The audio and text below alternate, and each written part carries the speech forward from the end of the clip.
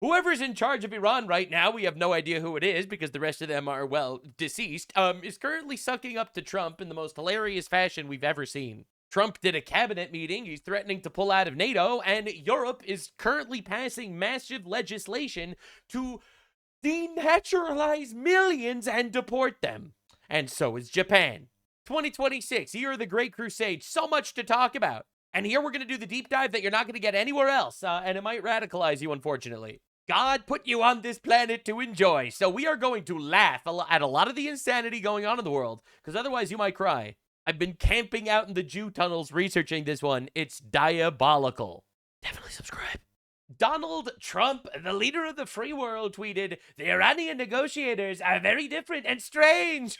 They are begging us to make a deal," which they should be doing since they've been militarily obliterated with zero chance of a comeback, and yet publicly they state that they are only looking at our proposal. Wrong! They better get serious soon before it's too late, because once that happens, there's no turning back, and it won't be pretty. Donald Trump is quite literally humiliating these guys on the world stage, and they have to literally grin, bear it, and keep on sucking, because they can't do anything about it. These guys literally over the course of the last couple of weeks went from chanting death to America, we're going to end the United States, to literally sucking Donald Trump's balls. It's honestly incredible. So Trump went on Fox News, and he had this to say. You kind of suggested that we'd knocked out Ayatollah Jr. Have we? And perhaps it's because I'm from New York City. I don't know, but the gay national anthem was my walk-off, and I think it probably had. But think of it, gays for Palestine.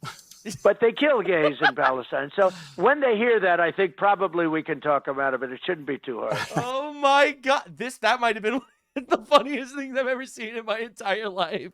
Gays for Palestine. That's like chickens for KFC. Now, if you want a deep dive on my analysis for the gays for Palestine, it's actually really simple. They're emotional dumb fucks that hate Western civilization and they hate the biblical values that our culture was actually built upon. So they are allying with another destructive force that also hates Western civilization and also hates Western values. They've been emotionally manipulated by retards to believe this, even though Donald Trump is actually completely right. But you watch these videos not only for the hard-hitting analysis, but also because this is the funniest shit in the universe. I don't think I've ever seen anything this funny in my entire life. Now, Trump's been going nuclear on these guys. Thousands of soldiers, and we went in so violently that everybody said, we'll pass. Then they came back and waved goodbye as he flew out in a helicopter. The soldiers were said, bye. Leave us alone. Thanks to the men and women in the room. Yeah, we got it, Mr. President. We kicked those guys. No, Iran on its knees begging. Never seen anything like we're doing in the Middle East with Iran. And they are negotiating, by the way, and they want to make a deal so badly, but they're afraid to say it because they figure they'll be killed by their own people. They're also afraid they'll be killed by us. There's never been a head of a country that wanted that job less than being the head of Iran. I don't want it. I love how they're just like releasing AI slop videos, making believe they're winning the war. We hear them very clearly. Bro. They say, I don't want it. We'd like to make you the next supreme leader. No, thank you. I don't want it. They're asking. To express my gratitude to the. Bro, they're asking Trump to be the next supreme leader of Iran. Bro, that's insane. Stuck between a rock and a hard place. You know, if they make a deal with the United States, their own people would kill them. If they don't make a deal with the United States, we will kill them. You know, honestly, it's Ayatollah is not exactly the most, sought after position these days, it seems. Now, the Iranian embassy made this tweet and it went super viral. Some countries are concerned about oil prices and food prices. We are concerned about the lives of our citizens. These motherfuckers just massacred 40,000 of their own citizens in 2 days. All right? This is like unbelievable levels of propaganda slop. And you know, the retards just slurp this right up. All right? The Iran's elite Navy chief responsible for closing the Strait of Hormuz is dead. All right, Israel killed him. Again, I told you this from the get-go. Trump, the United States, and Israel are working together here on like a good cop, bad cop. All right, Trump, he's the good guy. I'll make a deal with you. Iranians, come, suck my balls, and we will have a deal. All right, and Iran is like, thinking about it. As long as Iran thinks about it, Israel will keep obliterating their fuckers. And this is a completely coordinated campaign. If Trump wanted Israel to stop, they would. All right. But Trump is doing this in a way that, you know, we could still accomplish our military objectives because we have a pretty competent ally over there in the Middle East bombing the shit out of these fucking terrorists, while we could play the high road, the nice game, working with the good people of Iran that want to make some sort of peace deal with us or something. It's one of the greatest military strategies I've ever seen. And so many people say, oh, Trump doesn't actually have any idea what he's doing. We are currently in the middle of a ceasefire, technically, figuring out how we could move forward while we are still eliminating all of their actual leaders and high-class personnel. It is insane how effective this is. Now, Iran, you know, because Iran is very discombobulated right now. They have no leader. They're a chicken without a head. You got some hardliner IRGC terrorist death cult motherfuckers that still are imagining that they're going to win the war. But they didn't get the memo yet that Allah is not actually on their side here. So the reality is it's not going well. So you have some people trying to make peace with Trump, and you have some people trying to continue this war in the most diabolical fucking fashion literally I've ever heard. Listen to this. Regime targets. President Trump posting this morning that Iran is, quote, begging to make a deal. Matt Finn is live in Dubai with more. Hi, Matt. And Dana, taking a full look at that truth post, President Trump writes, the Iranian negotiators are very different and, quote, strange. They are begging us to make a deal, which they should be doing since they have been military obliterated with zero chance of a comeback. And yet they publicly state they are only looking at our proposal. Yeah. So it's really not going well. Now, the crazy shit is Iran is being obliterated, but they are recruiting 12-year-old children to assist in the war. They lowered the minimum age for enlistment in this Iranian war to 12. So these people are going to scream about their casualties or the school that was bombed by themselves or America. We still don't know exactly who bombed the school. And all those innocent people who were killed. They are literally taking 12-year-old kids to fight in this war. And this isn't new, all right? The Hamas did that in Gaza. They're also a proxy of Iran. The Houthis do that to this day in Yemen. And here's another thing. Iran's done this before, too. Iran has literally cleared out minefields by having children walk through it and blowing themselves up on the minefields to clear a path for their military. They are not only deeply immoral, we are doing the world a favor by fucking obliterating them. They've been calling for our death for 47 years. They're talking about building nuclear weapons to destroy us, and I believe them that they would absolutely try. Now, the UAE, the United Arab Emirates, rejects the ceasefire with Iran, demands Tehran's full threat network be dismantled first. Ambassador Yusuf Al-Otaiba confirms that the UAE will join efforts to reopen the Strait of Hormuz. So it seems like Trump is not going to be doing this alone. Also reaffirms a $1.4 trillion UAE investment commitment in the United States to understand we have Arabs paying us to blow up Arabs. Some would argue this is diabolical. I would be some. We are literally getting paid by the United Arab Emirates to obliterate the terrorists in Iran. If this is, if this isn't the craziest twist. All right, no one saw this coming. All right, and now Arabs are straight up paying us to bomb Iran. Holy shit, plan trusters vindicated yet again. Imagine thinking that we're losing billions and that it's a terrible idea and that we're killing terrorists and everyone would hate us because we're doing this. Meanwhile, the entire world is unified on our side here, except for London, I guess, England or whatever. So the UAE stands as the strong partner of the United States. No ceasefire with the Islamic regime in Iran. Not now. We don't negotiate with terror. You end it. The UAE stands firm. Zero space for terrorists. Germany, Britain, Spain's government say they want a diplomatic solution with a terrorist regime. Fine. Let it be your neighbor. Oh my God, dude. The UAE's like, okay, this is our chance. We gotta fucking kill these guys immediately. Listen, England, you don't have to be the neighbor of Iran, all right? So you don't really get a say here. Take its leadership, as you did with the Muslim Brotherhood. Give them citizenship. They are all yours. All yours. But please, England, take them. If you want the rubbish, take it. Don't ask us to accept it or live with it. It stinks. You can have it. Live with it alone. The Saturday will not pass quietly. It will be marked. It will be remembered. This is fucking diabolical. Imagine thinking we're on the wrong side of history here when literally everyone is on our side. Except for, I don't know, HASAN, PIKER, Sneeko, and Tucker Carlson. Holy shit. No one saw this coming. This was a crazy twist. Now, Iran struck Kuwait's national airport. They're still, they're still going ahead, still bombing their neighbors, still making believe that, no, we're so peaceful. We love peace and stuff. They're still bombing all their neighbors. They never gave a fuck. It never mattered to them because they're terrorists. And killing terrorists is based, actually. This was something that I didn't think I'd ever see in my lifetime. Uganda's military chief posted this today on X. If Israel needs help, their Ugandan brothers are ready to assist. What is happening? We stand with Israel because we are Christians. The Bible says, blessed are you, Israel. Literally, I don't even know what to say, bro. They're saying that Trump is a war president for fighting with Iran. We have quite literally witnessed the most unity in the Middle East that we have ever seen. We have the UAE, Saudi Arabia, and Qatar, and Kuwait, and Bahrain working together with Israel and the United States to crush Iran, and now Uganda is joining the fray. Like, this is a peace president. This is unprecedented. Oh my God. Now, in fact, I literally can't believe this is even happening. This was in the UN today. So I ask the UN, when will you end the ritual of condemning Israel? Is it not time instead to what is even happening over here? What is going on? Learn from Israel how to defeat terror, defend free society? I love how Saudi, this is, I'm pretty sure is he Saudi? I think he's Saudi. A Kuwaiti. He's from Kuwait, it seems. All right, so this is the craziest thing I've ever seen. He's like, actually killing terrorists is fucking awesome. Oh my God. Oh my God, bro. This is diabolical. Right, again, Muslim countries are more anti-terrorist than England, France, and Spain right now. What does that say? And pursue peace. I declare open Agenda Item 7 entitled Human Rights Situation in Palestine. Israel has institutionalized a systematic regime of torture with a genocidal intent against the Palestinians. Damn.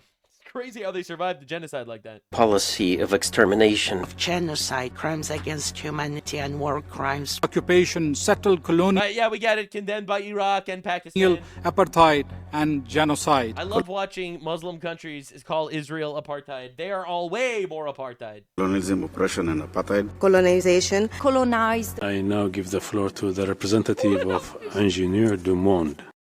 Mr. Chair, I heard the term colonizers, but who are the real colonizers? A Jewish kingdom ruled in Judea for 1,000 years. We, the Arabs, took this land. Holy shit. Who Arabized Egyptians, Phoenicians, Persians, and Amazighs? It was us, the Arabs. So why does the Council enshrine a lie by keeping a permanent agenda item on Palestine while ignoring the indigenous heart of Israel returning home? Let us be clear who is actually defending our sovereignty. Today, Israel is fighter for peaceful nations, freeing Gaza from Hamas and saving Iranians from the Islamic Republic. I love how all the woke retards can't fathom that killing terrorists is actually awesome. But when you live next to terrorists, you actually start to understand that killing them is dope, actually. Now, the thing is, one thing that no one talks about in regards to Gaza, why is it that no neighboring country took Palestinian refugees? All right, Egypt didn't, Jordan didn't, all right, Lebanon didn't. You know why? Because Palestinians have started terror attacks, civil wars, and coup d'etats wherever they went. They tried. They tried to do a coup d'etat in Jordan and in Lebanon in the past. And Egypt put up a 7-layer wall between them and Gaza. All right? Gaza is on the border of Egypt. All right? Like, you have to understand. Like, the neighboring countries to these people understand terrorism. Like, they actually get it. Not like these privileged, woke, virtue-signaling retards. Public. What Israel is doing to the IRGC is a gift to humanity. There are 57 Islamic countries and only one Jewish state, Israel. Despite the ongoing hateful desire to eliminate it, Israel has not only survived, it has thrived. I don't believe in miracles, but this is one. So I ask the UN, when will you end the ritual of condemning Israel? Is it not time instead to learn from Israel how to defeat terror, defend free societies, and pursue peace? Now, the reason why I wanted to show this to you is ultimately, it's not even the message as much as it's the messenger. This is the craziest thing I've ever seen. Saudi Arabia calling out, Arabs for being colonizers? I mean, yeah, obviously it's true, but oh my God, they're saying it. So yeah, quite literally, there has never been a peace president like Donald Trump. And peace through strength is based, actually. We're the most powerful military on the fucking planet. And we're going to use it. All right, we're going to use it to make sure that the world kind of goes in the direction we want it to go. You can bitch about it. You could even cry about it. But you can't do anything about it. Call the international law police. Maybe they'll listen. Oh, wait, that's us. Obliterating Iran is the based. peaceful maneuver. All right, this is not an endless war. We're not going to be stuck there forever. Holy crap, DNI Tulsi Gabbard learned that U.S. intelligence intercepted Ukraine government's plan to route hundreds of millions of American tax dollars to boost Biden's 2024 campaign against Donald Trump and the DNC. Gabbard is now asking the U.S. Agency for International Development to determine if the plot was carried out. Apparently, they knew that Biden was going to keep giving Ukraine infinite money, so Ukraine was spending money that we were giving them to rig elections. It didn't work. Too big to rig, some would say. But this is freaking insane, dude. This is wild. Now, this is a U.S. military individual. All right, she fat as fuck. I don't know how she's still there. HEGSETH needs to get on this shit, but this is wild. No politics, but would you refuse a command if it said towards Muslims? Would you refuse a command if it was towards Muslims? Excuse me, what? Excuse me, what? Get her ass out of the military. What is this shit? We got traitors within, brother. What are we doing? What are we doing? Now, of course, this is how the libtards, right? You have to understand. I gave you the context of all the surrounding Arab nations all being super excited that we're obliterating Iran. Let's see what the gay race communists in Philadelphia has to say, because I feel like they're the ones who really have an opinion that should be shared. Until we have done everything in our power to bring the United States to its knees, let us not lose sight of the enemy. We got to deport these fuckers. These are traitors. They're literally openly calling for overthrowing our country. How is this not literally a call for domestic terrorism? This is insanity. For every U.S. military base that crumbles, and for every U.S. soldier who returns home in a casket, we cheer. Excuse me, what the fuck? Get out of our country? Hello? What are we doing? Right, so we have Muslims in UAE and Saudi Arabia giving Trump trillions of dollars in investments to keep bombing the fuck out of Iran because they're terrorists. And then we have these motherfuckers, these dumb motherfuckers that we bring into our countries that literally call and cheer for American soldiers, heroes that are killed on the battlefield. We got to deport every single one of these motherfuckers. I don't give a shit. Hamas, Hezbollah, Ansarallah, all of the resistance forces we celebrate. These are all terror organizations, by the way. Literally. He meant Hamas, Hezbollah, and Ansarallah. That's the Houthis. Those are all terror organizations sanctioned by the United States of America. All right? This is literally terrorist propaganda. This is treason. And I don't know why these people aren't in jail. I don't know why people aren't making a bigger deal of this, that the enemies are within, that the orcs are in the Shire. These popular forces on the ground spend every waking moment in direct confrontation with Zionism, and they rely on a Zionism. With Zionism, yes, because Hamas raping babies and strangling 2-year-olds with their bare hands is a war against Zionism. Iranian state to maintain their fighting capacity. Do you hate America? May a Hamas rocket blow up your family's home. What are we even doing here, guys? This is insane. I get tons of these comments directed at me anonymously, but this is just a public protest in Philly. What the fuck is going on? Right? So this is Senator John Fetterman. He is a Philadelphia senator. Here in Philadelphia, truly appalling. These assholes chanting for the death of our service members. Where's the Democrat outrage and condemnation? You know why there isn't any? Because the Democrats agree. The Democrats want us dead, and the Democrats want these terrorist-supporting dumb fucks in our country. The Democrats are the party of the barbarian. So many people are willing to close their eyes and make believe that reality isn't real. All right, if you could convince people that men could be women, you could convince them of fucking anything. All right, their own eyes disprove the fact that men are women. All right, but they still believe that. If they can believe that, they can believe anything. And this is so dangerous, it's unbelievable. At some point, this will bubble over. All right, so this is Nate Friedman interviewing pro-Iran protesters. It's shocking. Again, in Saudi Arabia, they're begging us to kill them. All right, but gay race communists on our streets are praying for the downfall of the United States. Would you like the U.S. to lose this war? Oh, yeah, down with the U.S. empire. They've been terrorizing the whole world. The U.S. and Israel. Down with the U.S. empire. Dog, this is treason. These are traitors, bro. How are we not taking this more seriously? And look how comfortable he is to say this. Face on camera and everything. Both have been aggressors in the Middle East for who knows how long. You know, 9/11 is almost certainly an inside job that Bro, this guy's, he's all the things. He's all the things, dude. Israel pushed the U.S. to do to go to war with Iraq. Wait. This guy thinks that Israel convinced America to do 9/11 on ourselves so that we would go to Iraq, which is a war that the United States directly fought with Israel about. Israel lobbied us against going to fight in Iraq. I don't know how this talking point became so, like, generalized. Israel stated in every year that they didn't want the United States to go to war with Iraq. It would be destabilizing for the region. The real enemy is Iran. Israel's been saying this the entire time. I don't know how it became part of the mainstream retard talking points that Israel was lobbying for that war.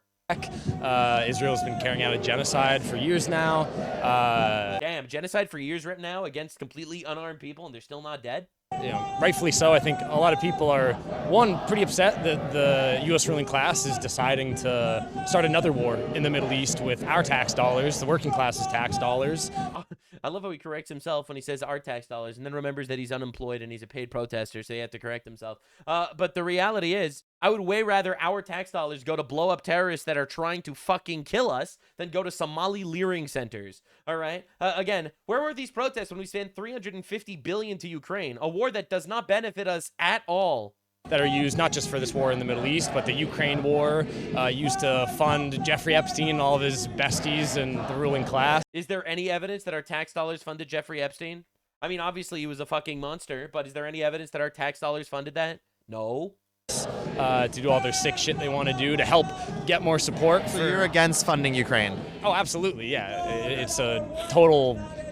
waste of our tax dollars. It's all a playground for companies like Palantir, Oracle to test out all their technology on the Palestinians, terrorize them, and then they use it back here. You could look at Minneapolis, they were using Elite, they were violating the First Amendment, the Second Amendment, the Fourth. They were not violating any amendments. Amendment left and right, and you're already seeing like the shooting in Austin that's like a caricature of a terrorist attack. Like the shooting in Austin was carried out by a Senegalese Muslim with a Quran in his car, all right, that shouted Allahu Akbar and murdered people. And that's a false flag. I know Muslims say that they kill people and the Quran tells them to kill people, but like, are we really gonna believe them? This guy had a shirt on that said something like property of Allah, and before the yeah, literally the same shirt that HASAN PIKER owns. Yeah. Shooting happened in Fort Huachuca. There was like a huge spike in Google searches of this guy's name. Like it's obviously a fucking psyop.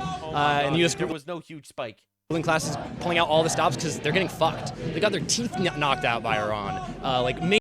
He's in a whole ass other world.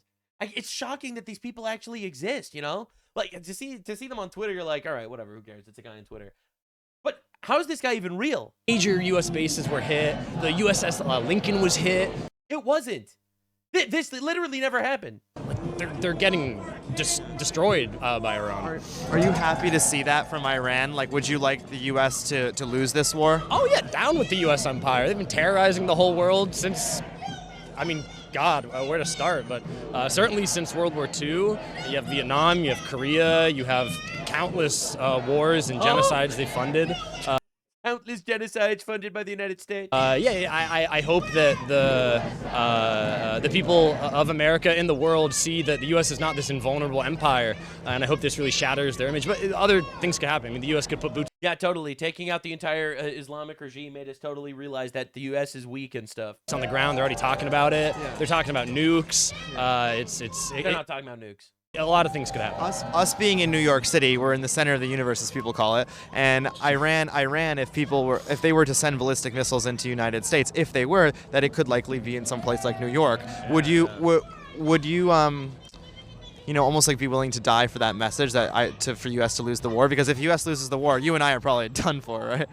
We're in New York. I don't want to die, to be clear. I do not. I'm part of Mao's Communist Union. I'm a communist, by the way. Thanks, very cool. No, but that is wild. Absolutely wild. Yeah, but they would like fucking bomb you and shit. I don't want to die though. Right? And they're all like this. The crazy thing How do you is, feel about watching these like street interview people, like they're all retarded.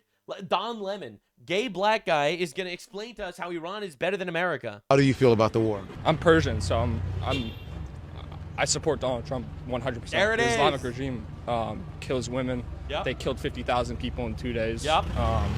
A lot of them believe death in all of Americans. So I fully 100% support Donald Trump. So you said you're Persian, but there's no imminent threat to the United States. I love how he immediately falls back on the talking points. It's amazing. He has like that one talking point in his mind. Imminent threat, imminent threat, imminent threat. That's the only thing. First of all, they are an imminent threat. They fired missiles that could travel 4,000 kilometers. They are an imminent threat. All right. So this guy's just wrong, objectively. But secondly, he's also retarded. He has the same talking points every time. It's that people here most people here I'm are biased, not. right? I'm obviously biased because I'm Persian. And I understand why people wouldn't want war to happen. I understand that fully. I don't know if you're biased, you just have your opinion. But Yeah, go on. exactly. Yeah. My dad grew up in Iran. He had to flee the country when he was 14. Again, fully support Donald Trump with the bombing of the... Yeah, this dude's like, yeah, I don't give a fuck about imminent threat, international law, whatever buzzword you want to pull out. These guys are fucking bad, and it's awesome we're killing them. Based? Supreme leader. But do you understand how Americans feel that this had nothing to do with us? We're not... Except it literally did. They tried to assassinate Trump twice. They're developing nukes and ballistic missiles to attack us. They could have reached our bases in the region, absolutely. But what are we even talking about? No, I understand that. There's no imminent threat. Yeah, I understand. Yeah. Again, I'm Persian, so when I see women who are being killed because they're not wearing the scarf over their head, I feel a connection to that. I mean, that's not right. But I do see what you're saying about America not having anything to do with Iran's problems. But literally the nicest guy on the planet and still completely bodied Don Lemon over here. And the White House made this tweet, which is, listen, I have no idea what the fuck I'm looking at over here. But the White House made this tweet. Epic foreshadowing or something. Yeah, who knows what that means. Now, Trump did a cabinet meeting today, and every clip from this meeting went so viral. He was literally so ready. He's sitting next to Marco and Pete Hegseth, and they just shredded everyone. This is very, very viral right now, and I'm excited to see why. I pulled up all the viral clips. I didn't watch them yet, but I was told that they were awesome. And only a total fool, and they're not fools. They're very smart, actually, in a certain way. And they're great negotiators. In a certain way, not a lot of hygiene. Fucking goats. I'm kind of against it, but all in all, very smart people. I say they're lousy fighters, but they're great negotiators. And they are begging to work out a deal. Oh, shit. They are begging to work out a deal. I don't know if we'll be able to do that. I don't know if we're willing to do that. Oh. They should have done that 4 weeks ago. They should have done it 2 years ago.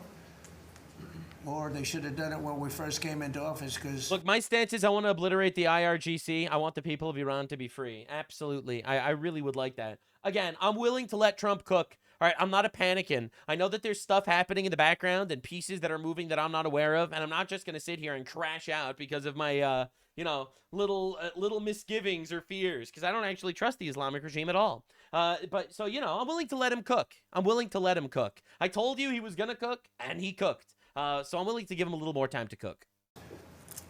2 years ago, they had free reign under Biden. Sleepy Joe, worst president in the history of our country. What he allowed to happen to our country at the borders, and even with a thing like this. But not just him. Every president for 47 years, every president should have done this. They should have done it a long time ago, because you cannot give lunatics a nuclear weapon, and they would have had a big one.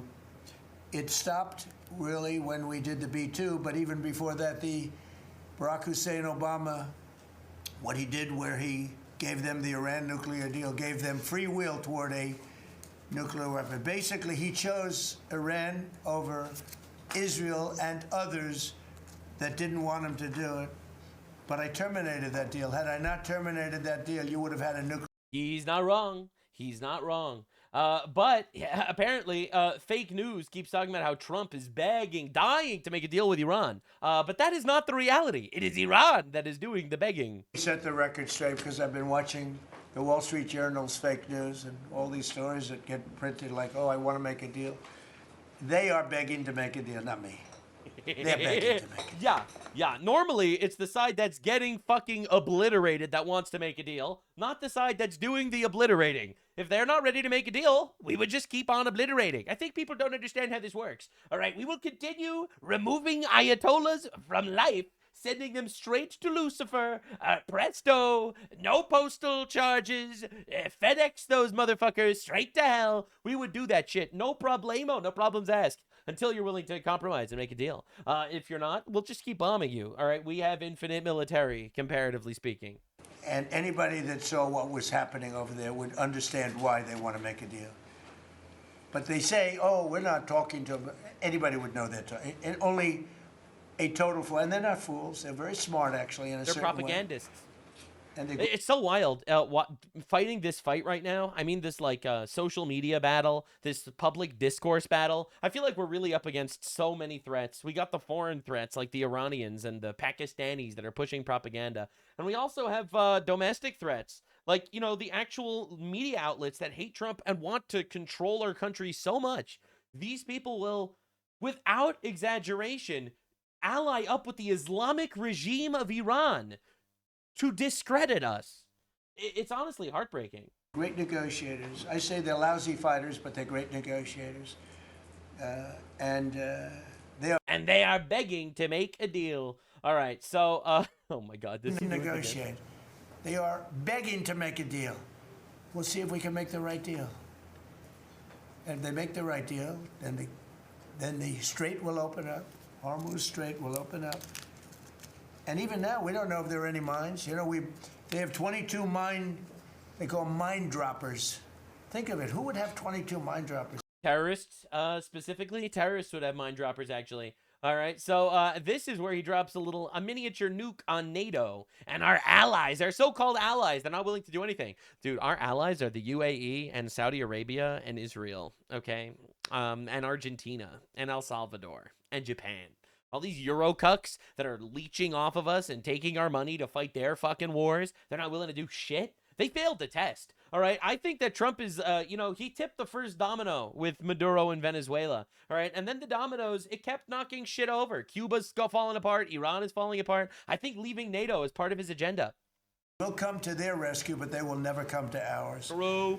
And I want you to remember that we said this. They didn't come to our rescue. True, remember it. They all want to help. Yeah, now they want to help, now that the war's over. They're annihilated. The other side is annihilated. They said, we'd love to send ships. They actually made a statement, a couple of them, that we want to get involved when the war's over. Yeah, when the war's over, we'd love to get involved. When the war's beginning, or even before it begins. We had the UK say that we'll send, this is 3 weeks ago, we'll send our aircraft carriers, which aren't the best aircraft carriers, by the way. They're toys compared to what we have. But we'll send our aircraft carrier when the war is over. I said, oh, that's wonderful. Thank you very much. Don't bother. We don't need it. Based. And we don't need it. We don't need them. Put the Euro cucks in their place. And look, man, I love Europe, but what are we doing, guys? You guys are killing yourselves. Figure this shit out immediately. Nobody's a match for the United States, but they're not a match for the United States. It's small potatoes. That's why I'm so disappointed in NATO, because this was a test for NATO. This was a test. You know who knew this? Me, the guy who said this before, but also Root, the leader of NATO. He has been begging the NATO allies to join this. He's been begging them. He's been saying, listen, the United States is 70% of our military and 70% of our income. All right, we need them happy, please, please. And no one wanted to do anything. Yeah, because they're all captured by Muslims. I hate to be controversial or anything, but if England decides to go out there and bomb Iran, then England is going to have a civil war on their hands. You know, 10% of their population is fucking savages. Help us. You don't have to, but if you don't have, you know, if you don't do that, we're going to remember. Oh shit! Just remember this in a number of months from now. Remember. In a number of months from now, remember this. I told you. This is literally the Trump 5D chess. All right, he is using his little military excursions. All right, this is a side quest. All right, the real issue is destroying the Democrats, the actual enemy. All right, the side quest is toppling the Islamic Republic. All right, and capturing Maduro from Venezuela. All right, I think people don't see this for the big picture that it is. It cripples Iran. It cripples Russia's weapons. It cripples China's oil. All right. It also gets us out of fucking NATO. These guys have been fucking mosquitoes, sucking our blood, all right, giving nothing in return for a really long time. I am so tired of just being looked at as a giant cow to be milked. We're part of the United States of America, the best country on the planet. the most powerful country on the planet. We don't owe you fucking shit. When we do something, you say please and thank you, Zelensky. I hate entitlement. Entitlement drives me insane. You're not entitled to anything. And that goes for everyone. All right, you're not entitled to get free money from, you know, the universe. You're not entitled to get a job and the best girl without working on yourself. You're not entitled to be in the good graces and get full support from the most powerful military on the planet unless you make sure that it's really worth our while. NATO isn't asking for an alliance. NATO's asking for charity. From my statements, they have an expression, a great expression, never forget. Never forget. So as we end... Yeah, we're never going to forget that NATO fucked us here. All right, we're never going to forget. It's going to be incredible. He keeps going, though. In our first year. And I said, well, now we have to take an excursion to Iran and we have to stop this main... I told you, it's an excursion. It's a side quest, all right? The actual issues, they're domestic, all right? But the side... Trump, you got to start deporting people, man. Please. Who's no longer with us. The supreme leader wasn't so supreme. No longer with us. Damn. Oh, my we have God. To stop him from... Bro, literally, he has nothing nice to say about that guy for good reason. I mean, Ayatollah Khamenei was known for the famous quote, before you execute a female prisoner, rape her first so she doesn't go to heaven as a virgin. We literally, we removed cancer, all right? We surgically removed cancer from this world. Blowing up the world, blowing up the Middle East, and blowing up our country, and we did that. And I thought, frankly, the oil prices would go up more, and I thought the stock market would go down. Yeah, looks like it's even better than anyone expected. Won't be long. Our country in the last year, and again, we had to take a little detour. Won't be long. It's gonna end soon. Chill out, guys. We had to take a little detour. Oh my God, but I was literally told that this was going to be a 10-year-long forever war in the Middle East where we put boots on the ground and install democracy. These people are such fucking faggots and frauds, all of them, trying their absolute best to, you know, psyop the American people, demoralize the world, to fall into their pockets. I just want to see them admit they were wrong. They never will, but they were wrong. This is not a forever war. It's a little excursion. As predicted. Go to Iran, and we had to put out a fire, very dangerous fire that could have blown up big portions of the world, if not the whole thing. So this was a literal nuclear apocalyptic death cult. All right, they're diabolical. Rubio's also been dropping nukes. Now, something I noticed that I just felt like I would mention: Donald Trump is sitting next to Rubio and Pete Hegseth, not J.D. Vance. Make of that what you will, but I think the Donald is very heavily considering Rubio to get his endorsement for the 2028 presidential election.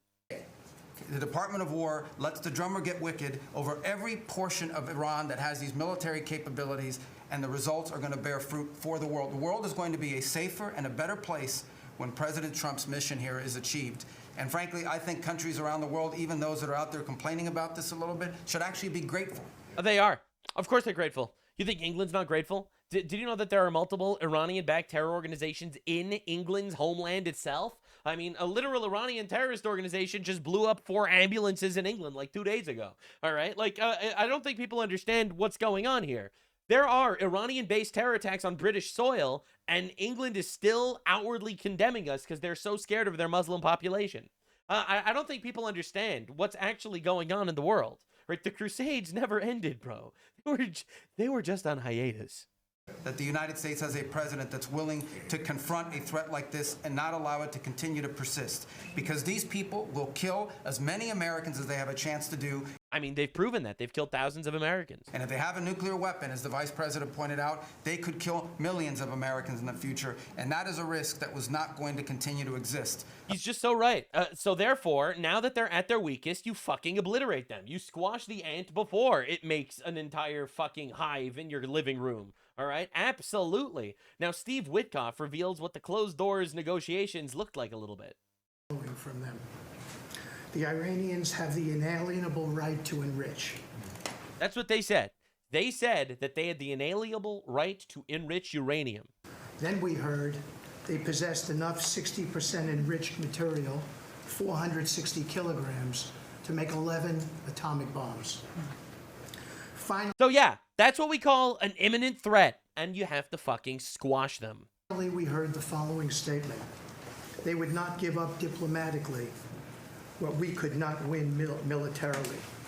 In other words, they were again miscalculating the success of Midnight Hammer, which was a total success. These are incontrovertible signs, among many other signs, sir, that their regime had not given their negotiating team authority to make a deal required by you. We can follow from them. Yep. The Iranian. So that's what happened. The negotiating team came in. They said we have enough uranium to build 11 nukes, and then we fucking obliterated them. HEGSETH doesn't stop either. They like, dude, every single one of these guys on point. Now that here's the thing about the media, though. If President Trump had not acted, you'd be screaming, why not? And now that he has taken decisive action, you're asking, well, why did you? He's not wrong. When you notice all the people criticizing this, you'll notice that almost all of them has some sort of ulterior motive. What we're doing in Iran is objectively good for us, for the Iranians, and for the world. Now, the fact that people are making this a whole, like, I'm just going to be honest here. These motherfuckers are eventually going, if they would have been left to do their thing, I don't know if it'll be a year, I don't know if it'll be 5 years, they would have eventually developed enough shit to pose a threat to us and kill thousands of us. Trump decided to take decisive action before that happens. Now, some people would say it violates international law and it's not an imminent threat. What I say to that guy is, you're retarded. International law is actually fake and gay. We're going to obliterate those motherfuckers before they do shit to us. It's actually that simple. It's the same old tired playbook, TDS, in your DNA. But the hardworking, God-fearing, patriotic Americans out there know better. And you alluded to this, President Obama, Mr. President. Here's a fact that you don't hear on your networks, but we know. Many of the Iranian military factories and bases that we're systematically destroying were paid for by the pallets of American cash that Barack Obama flew into Tehran, Navy leader. Damn, bro. Damn, bro. When I say that the other side of America is trying to kill us, I kind of meant it. Doesn't But stop, we know. though. Many of the Iranian military factories and bases that we're systematically destroying were paid for by the pallets of American cash that Barack Obama flew into Tehran under the Iran deal. You might call it an inconvenient truth. Iran took our money and turned it into weapons and bunkers and ammo. And now we're destroying those weapons, and you're writing, Mr. President, that grievous wrong. Based, actually, for those of you that are unaware. 4,000 kilometers away. Yeah, this is crazy. 2 days ago, they shot 2 failed missiles on a target 4,000 kilometers away. This, in my opinion, that one fact, that one inconvenient fact that no one wants to bring up, in my opinion, completely validates the entire war. They had missiles, ballistic missiles, that could reach 4,000 kilometers. For years, they told the world that their missiles could only range 2 kilometers. Surprise. Yet again, Iran lied. And to the world, I say London is 4,000 kilometers from Iran. Washington, D.C. is 3,300 kilometers from Venezuela, another country President Trump did something about that partnered for a long time with Iran. So you're telling us that Iran is not a threat to the world or to the U.S. President Trump knows better. And here's what success actually looks like right now. You mentioned it, Mr. President. A-10 Warthogs, if you know them, you love them, and Apache helicopter gunships are flying strike missions in this guy fucking loves weapons. It's awesome. Inside Iranian airspace and throughout the Strait of Hormuz at will. See, you only send these slow, low-flying, close air support platforms when the enemy has no meaningful air defenses. By the way, that's just objectively true. Today, and this is more than yesterday, and this is the beginning, I am confident that shipping traffic will continue to increase on a daily basis, even before we secure the it keeps straits. getting better. Turning to the home front, It just keeps getting better, actually. All right, so this is him starting to fry reporters, which is always my favorite part. Are you going to go in for the uranium? Are you going to go in for the uranium? Literal retard people. These are subhumans.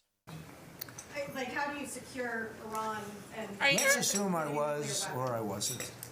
Why would I ever answer a question? Can you accomplish What kind of a question? Am I going to go in for the, oh yeah, I'm going in. We're going in tomorrow at 3 o'clock. How could you possibly ask a question like that and expect an answer? I don't know. But I don't know. I think you're a friendly person too. It's just... You're just retarded. I think you're friendly. You're just retarded. Can I reveal the present? All right, so apparently Iran gave Donald Trump a massive present. You can do anything you want. Yeah, he can do whatever he wants, actually. That we're All right, real? get ready for this, because if this isn't Iran capitulating fucking big time, I don't know what is. They said to show you the fact that we're real and solid and we're there. We're going to let you have 8 boats of oil. 8 boats. 8 big boats of oil. This was 2 days ago. And they'll sail up tomorrow. That was 3 days ago. And I didn't think much about it. And then I watched the news, and they said, a very good anchor, actually. Happened to be Fox. But I watched it, and he said, something's unusual happening. There are 8 boats that are going right up the middle of the Hormuz Strait. 8 big tankers are going loaded up with oil right through. So weird. How did that and I happen? said, well, I guess they were right, and they were real, and I think they were Pakistani flagged. Yes. And I said, well, I guess we're dealing with the right people. And actually... Right, so that's how they prove their actual authenticity. They are the ones making the actual decisions. They said yesterday that we weren't negotiating with them, and now they admit that we were negotiating with them. So they want to make a deal. The reason they want to make a deal is they have been just beat to shit.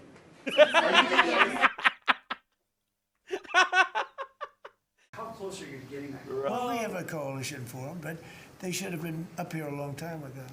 And you know, they're affected. The amazing thing is we don't need the Hormuz Strait. We don't need it. We don't need it at all. We have so much oil. Our country is not affected by this. We have more. True, we have the best country in the world, twice by the way. the amount of oil as Saudi Arabia or Russia, and soon it'll be 3 times the amount. Chris, do you want to speak to that for a second? Yeah, and he's actually correct. It's Europe that needs the Hormuz Strait. Venezuela. All right, so this is insane. Actually, I'm the highest polling person. And in other words, after the presidency, I think I may go to Venezuela and run for president against Elsie. I may run against Elsie. It's an option. No, they like me in Venezuela, but it's an.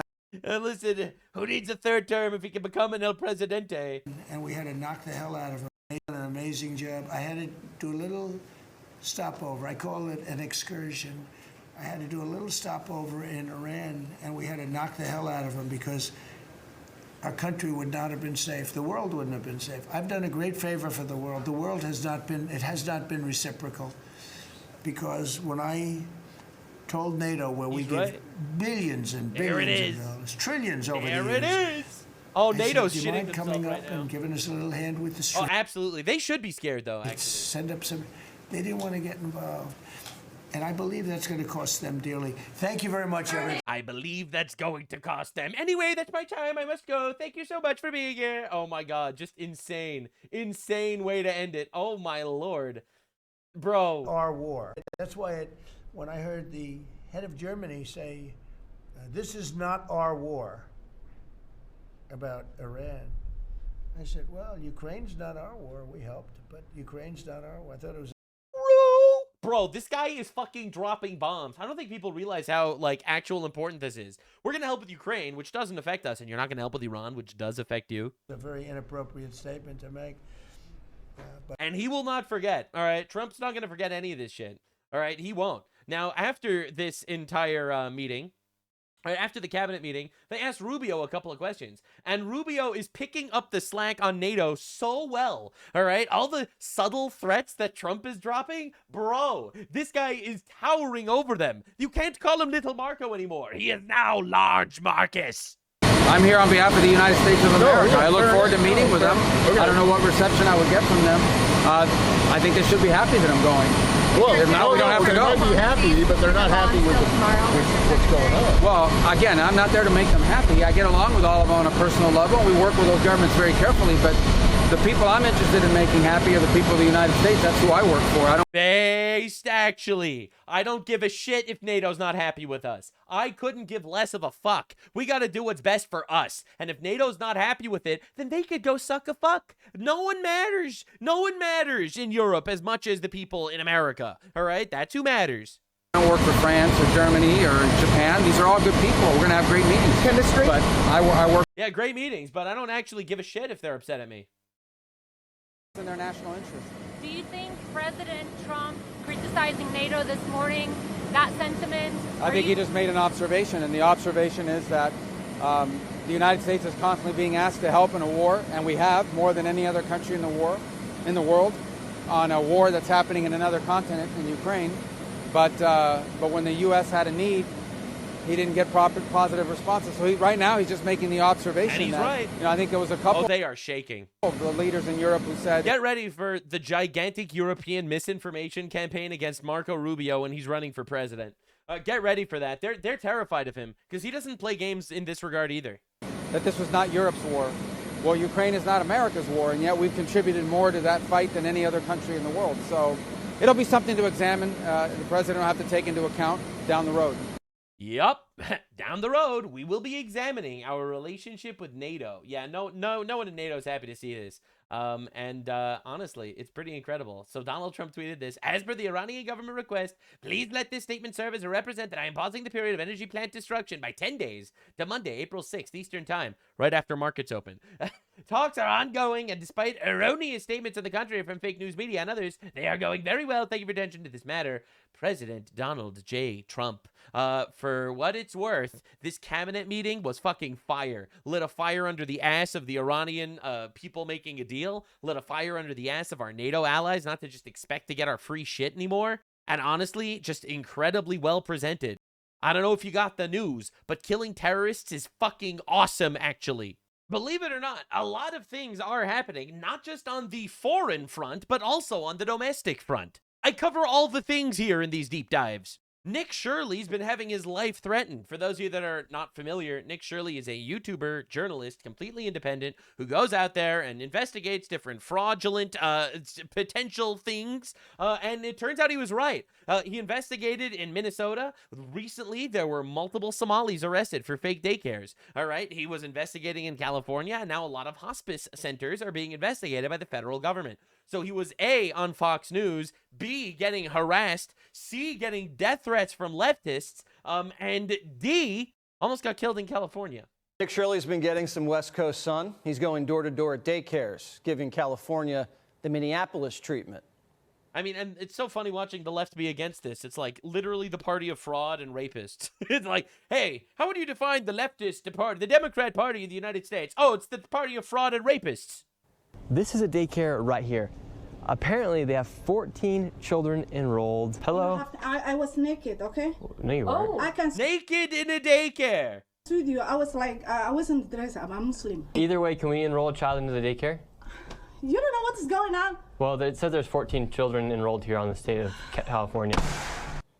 That's nice. California lists over 35,000 daycare facilities. Wow. On paper. Wow. But Shirley says a lot of them don't even exist. Oh my. These people are underneath a different program, and what they're doing is they're creating these daycares, and then they're living off of government subsidies. So government subsidies, which means my tax dollars are going to Somalis that are making up fake daycares. So these houses will have these daycares in the middle of a neighborhood.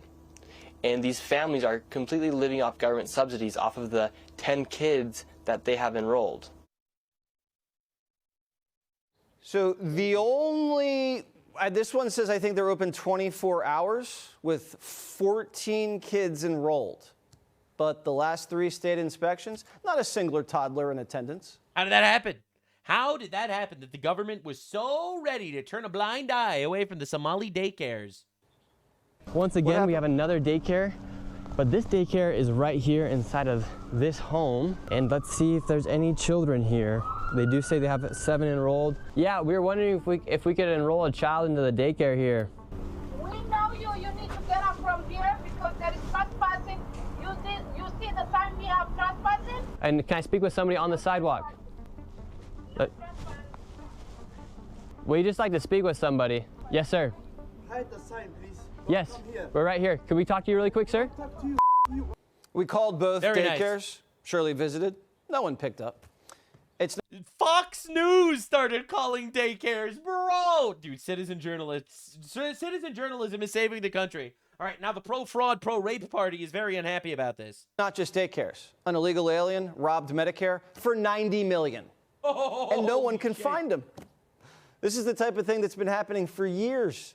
People are being scammed left and right. William Lajeunesse, he's investigating. I'm looking for Dr. Faustina. This is his address of record with the medical board. He doesn't work here. He doesn't work here. He is your medical director, however. Isn't that correct? No. He's not. No. Since when? I don't know. The grift's so juicy, even CBS wanted a bite. So this building right behind me here has 89 hospices, and it's the most extreme case of hospices that are all clustered together in all of LA County. Dude, we dominate the modern culture. The culture is ours. And it's known as Ground Zero. We're going to try to go in and see what we can find. Home Health Agency, hospice. Can you come back? We weren't the first ones to come to this building. Federal inspection records show that regulators visited multiple suites in Robbie Plaza between 2021 and 2025, and they found nearly 400 violations. And nothing was done? So there's Medicaid fraud, Medicare fraud, daycare fraud, hospice fraud, but no election fraud. Sure. Senate just confirmed Colin McDonald as the new fraud czar. He's going to work with Vance to sniff it out. NEPADS knows he has a problem. Shirley stepped foot on the West Coast, and he went gray on impact. Look at that. Damn. He's watching a YouTuber do his job. But Gavin's confident he can handle the heat. He says his sister already brings more fire than the Palisades and Primetime combined. We should give a shout out to Hillary. Who's a recurring big character in the feature book. in this book, who you interview like you're a damn reporter. And you come after my job. And I mean, you talk about a critic. You think Sean Hannity has criticizes me, or Jesse Waters read about how my sister talks about me. She's on the record. Sorry, Jesse. Bro, dude, this guy is a sociopath. Unbelievable, honestly. In fact, Nick Shirley is cooking so hard that Donald Trump gave him a shout out today. Oh my God, I love it. Again, citizen journalism, saving the country. Saw something that the nursing home business and the daycare centers in particular, they went out and inspected them in Minnesota, and they didn't exist. They're knocking in. There happens to be a young man, Nick, nice young man. Bro. He's done a very good job. They're knocking on doors. It's like homes. Everyone is like literally in shock about this, because the craziest thing is, I think a lot of people that have been raised in the U.S. or you know, had generations of family that lived in the U.S., you know, we have a certain culture, all right? We have a certain idea as to what the United States culture is supposed to be, all right? And then you see foreigners, because it's almost always foreigners, right? It's the Armenians doing the hospice centers, and it's the Somalis with the daycare centers, and then they just, and I think that it just doesn't compute. I think it doesn't compute. I can't even relate. I can't relate to this, dude. And they're getting hundreds of thousands of that. They didn't exist. And in California, it's worse. It's even worse. And I spoke with Russell Vogt. I said, Russell, don't send them any money. He said, but we have a court order that we have to. Can you believe it? A judge. Isn't that insane? Right, you see millions and millions in fraud just with our own two eyes. And oh, but a district court judge says that we have to keep giving them money. The judges are really hurting this country. Our judges, Justice Roberts doesn't like when I say it, but the judges are really hurting this country. And frankly, the justices, the Supreme Court, has really hurt our country too. Not even wrong. Not even wrong. We got to do shit about this, man. Now, Gavin Newsom is getting blasted, too. In California Railroad, that's 100 times over budget. It's out of control. It was supposed to go from the middle of San Francisco to the middle of L.A. Well, now it stops way short of both. It now goes into areas that nobody ever heard of. It's billions and billions of dollars over budget, years and years, maybe decades late. And that's why we have a country that has a lot of problems. Yeah, we got Gavin Newsom issues, and he doesn't stop unloading on Gavin. And by the way, Gavin Newsom, who is one of the candidates, I believe he took himself out of the running when he says he suffers from mental disability. And a reporter said it was terrible that I talked that way about somebody with mental disability. I said, I have no problem with it, but I don't want a person with mental disability. And then literally, and everyone called him ableist. Oh, why are you targeting him for being retarded? Why are you targeting Gavin Newsom for being retarded? And Trump is like, I don't want a president that's retarded. To be my president. I mean, you don't want to have a person with mental disability he's killing him. And Gavin Newsom said that he can't read a speech. He can't do almost anything. And then he said he's as dumb as all the people in the room. And he got accused of being a racist, which was an amazing show. I thought it was the worst interview I've ever seen anybody give. Oh my God. He's actually a very stupid person. So I believe he's out of the running. I think that that unloading statement, on that this guy. interview, he admitted that he's a stupid person. I don't want a stupid person being president. You know, I'll say it right now. I say it because no press never reports it. I'm the only president that ever took a cognitive test. Bro does not stop. It's unbelievable. Holy shit. Yeah, now, Nick Shirley's been going crazy. He actually met up with Elon Musk, which is insane, all right? As you can see, people are really scared of him. Like, his latest investigation has 42 million views on Twitter alone, all right? Now, there is one person that's very on the right, you know, allegedly on the right, that's very against Nick Shirley. Candace Owens, someone whose investigations are all full of bullshit. Literally, her investigations are tied together with spit and duct tape. Okay, all right.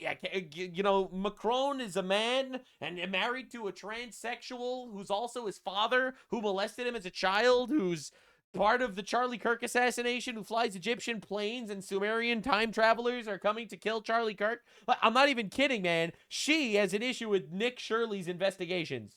To find myself on top of Brazil's largest favela in a destroyed house, interviewing gang members of one of the largest gangs in Brazil. Okay, I'm just gonna say I don't believe that at all. I'm sorry. I just it's so stupid. I'm not even gonna tell you why I don't believe it. It's like if you don't know that that's stupid, that he infiltrated the gang in 48 hours. It's just, that's so dumb. I'm so tired of dumb. For the record, Candace Owens thinks that space is fake, invented by the Jews to trick Christians into believing that the earth isn't flat. But that is a real opinion of Candace Owens. But Nick Shirley interviewing gang members, you have to be stupid to believe that. That's not how that works, okay? You don't just go up to gangs on the street as a nice-looking white boy with a camera and say, hey, I just wanted to sort of see what you're doing here. What's going on? Okay, just stop. That's stupid. Of course, that's dumb. I'm sorry, Nick. I know you're young. I hope, you know, whoever is your contact that has you infiltrating Antifa and infiltrating El Salvador at the age of 23 years old. He didn't infiltrate anywhere. He literally traveled there, and they gave him interviews. It just feels like Sean Penn young to me. Do you remember 3 months ago when Candace Owens says I could be dead tomorrow because French intelligence sent spies to assassinate me? Well, she's still here, actually. So, you know, anyway, so of course she's furious at Nick Shirley for some reason. I don't know why. Maybe it's because people are behind Nick Shirley's investigations and not behind Candace Owens' investigations. No one believes that Charlie Kirk was a secret X-Men that had lights flicker when he walked by, so the CIA is working with Israel to send Sumerian time travelers to kill him. Sorry, Candace. No one's believing this shit. Now, Nick Shirley went on Fox News to talk about the threats he's been getting. First, it was Minnesota, and now independent journalist Nick Shirley is hitting the streets of California in a... I think it's awesome, bro, that he's on Fox News. I think independent journalists are incredible. Citizen journalists saving America. Honestly, not exaggerating. A new video that was released this week digging into potential daycare fraud in the Golden State. Can we enroll a child into the daycare? You don't know what's going on. Well, it says there's 14 children enrolled here on the state of California. Nope. Well, then there's California's Medi-Cal program, which covers hospice care in the state. Now, over the past 5 years, you'll see here, Medi-Cal's annual budget has soared. It is now projected to be over $200 billion with a B. But despite all that money spent, Nick says that some buildings were left totally empty. Well, Let's see if Grandma could check herself into this one. I'm just trying to be a good grandson. Empty We're knocking the door. No one's coming. We look inside the window. Empty building. Crazy. We reached out to fraud. several entities that Nick investigated. Some just totally hung up. Others didn't answer at all. And we did hear back from California Governor Gavin Newsom's team, who referred us to his post on the press office's X page, which read like this. Wow, Nick Shirley finds potential fraud in Donald Trump's federal Medicare system. Gavin Newsom imposed a moratorium on new hospice licenses beginning in 2021. Well, Newsom's own state's Department of Health, it's the healthcare services, I should say, is in charge of monitoring medical fraud. And just last night, that department reached out to us with a statement reading in part, quote, California continues to take decisive action regarding hospice fraud. The department remains firmly committed to protecting medical members, strengthening oversight, and ensuring that taxpayer dollars are used appropriately. Yeah, it's working so well, guys. That independent journalist Nick Shirley joins me now. Oh, shit, there he Nick, is. I watched the entire 40-minute video. I saw when you pulled up to a supposed daycare center and you found young children alone. And you kept saying, where's the worker here with you? Where's the daycare leader? And there was no one there. Were these kids totally alone? Did you ever find an adult there? Yes, at that daycare, those kids were completely alone. How old were they? Completely alone, and it's, I imagine they're between the ages of 5 to 8 years old. They're completely alone, and keep in mind, they're able to have these daycares in like these apartment complexes in the neighborhoods. And these aren't like the daycares where you'd be sent. And then people are like, I don't understand. I don't understand. Why are the statistically Americans unable to read when they're 10 years old? 10-year-old Americans can't read? Well, I don't know. Maybe if they're raised in Somali leering centers, it affects shit. All right? I love when people are like, when I look at the average IQ in the United States, it's dropping. Well, yeah, we import fucking millions of retards. We import people with average IQs of 68, okay? No shit that the IQs are dropping. Did you know that the average American can't read anymore? The average American is in a Somali leering center, okay? This is fucking insanity. Sending your kids to. These are people who are taking money for government subsidies to collect to fund their lifestyles. Yeah. I pay taxes so that these dumb fucks could raise their little barbarians, all right, with no actual supervision. And then I have to wonder why these dumb fucks are running around doing shit in our countries. That's unbelievable. And I felt like I was watching a rerun of Minnesota. And no, this isn't being racist. Objectively, the average Somali would make America worse if he's here. I'm just being honest with you. 50% of these Somali immigrants can't even speak English. Literally, what the fuck? What are we even talking about? After 10 years, you still can't speak English half the time? Literally, are we even being serious? They only speak fucking Durka. This is not normal, bro. We don't need to import people into our countries to make our countries worse. Again, I've been saying this before. We are not the universe's charity, all right? We do not need to solely exist to supplement the retard lifestyles of morons and barbarians. No, wait, this was totally different state. It was California. Gavin Newsom has said, you're hyping massive fraud and you came up empty. What do you say in response to that? Came up empty. Meanwhile, now they're actually investigating these hospices. Well, just go ahead and watch the video. I mean, these hospice owners are driving around $100,000, $200,000 cars. The people in the video even say that there is fraud happening. And then you go to a place where they've received over $1 million in funding, and there's nothing to show. Yeah, well, you found a defender in Democratic Senator John Fetterman. I want to play that. Watch this. Why can't you celebrate any journalist or any, activist doing that? And the only normal Democrat is the guy with a brain tumor. It's so sad. Governor Newsom put out a disgusting video implying that he's, a pedophile or he's that. Like, why? True. That's like kind of a smear. Right, Gavin Newsom made a whole post saying, why is Nick Shirley looking at children? Shouldn't we agree? Eliminate all the waste. What do you make of that? John Fetterman defending your work there. Yeah, it's awesome. I think John Fetterman, he's one of the Democrats that has common sense. And Gavin Newsom, he had the opportunity to say, okay, thank you for exposing this fraud. Now let's go down and crack down on it. Instead, he comes after the person for exposing the fraud. That's because the Democrats are actually just pro-fraud and pro-rape. They want to bring illegals into our country to pillage our land and rape our bounty and suckle at the teat of America because they want to get votes. All right? They want to botch the census, and they want to steal votes, and they want to steal elections, and they want power, and they don't give a fuck about America. They don't care about us. They don't care about our people. They only care about their personal power. And no one should be surprised by this, all right? I'm sure some people are, but really no one should be. I mean, if you wanted to just look at this objectively for a half a second, you would realize that every single Democratic policy is satanic. No fucking shit, this is an ego trip for these bastards. It's not too hard to say fraud is bad, let's fix it. And that's what Fetterman is saying. He said it's bad anywhere. If I were to go to any state in America, you'd be able to find fraud. It just so happens to be that a large portion of this fraud is taking place in Democrat-ran cities and states. Weird. Yeah, we're seeing it now. There's a national fraud commission that's looking into this. You posted this after your video hit. You said, after last night and the constant doxing attempts and threats from people who want to attack me, largely due to politicians and leftist hate-filled rhetoric as I expose billion-dollar fraud schemes stealing from taxpayers, I've decided it's time to raise money for security costs. What happened?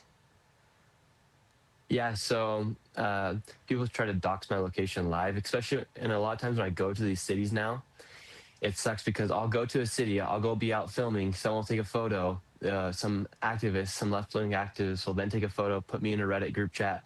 This happened to me in Baltimore. It just happened this last weekend in California, and they say, run Nick Shirley out, or they'll say, if you see Nick Shirley, it's on site. And so this has happened in multiple cities. That's insane, dude. Had That's money crazy. for security after That's Minnesota. just, that we don't need to down live like pretty this, much man. nothing. So unfortunately, I had to raise funds again to be able to have security to be able to go film these videos. To film one of these videos now, I used to be able to film these videos without security. Now it costs anywhere from, the last hospice video cost $15,000 to go film because I had to have security for 3 days to go film this video. And so it's extremely hard to go out and do that. So I asked my fans and viewers if they could help me out with those security costs.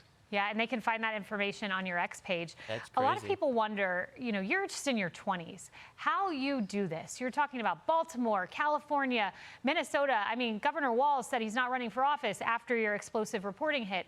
And I have a soundbite I want to play. It's your background and what makes Nick Shirley Nick Shirley. Let's play it.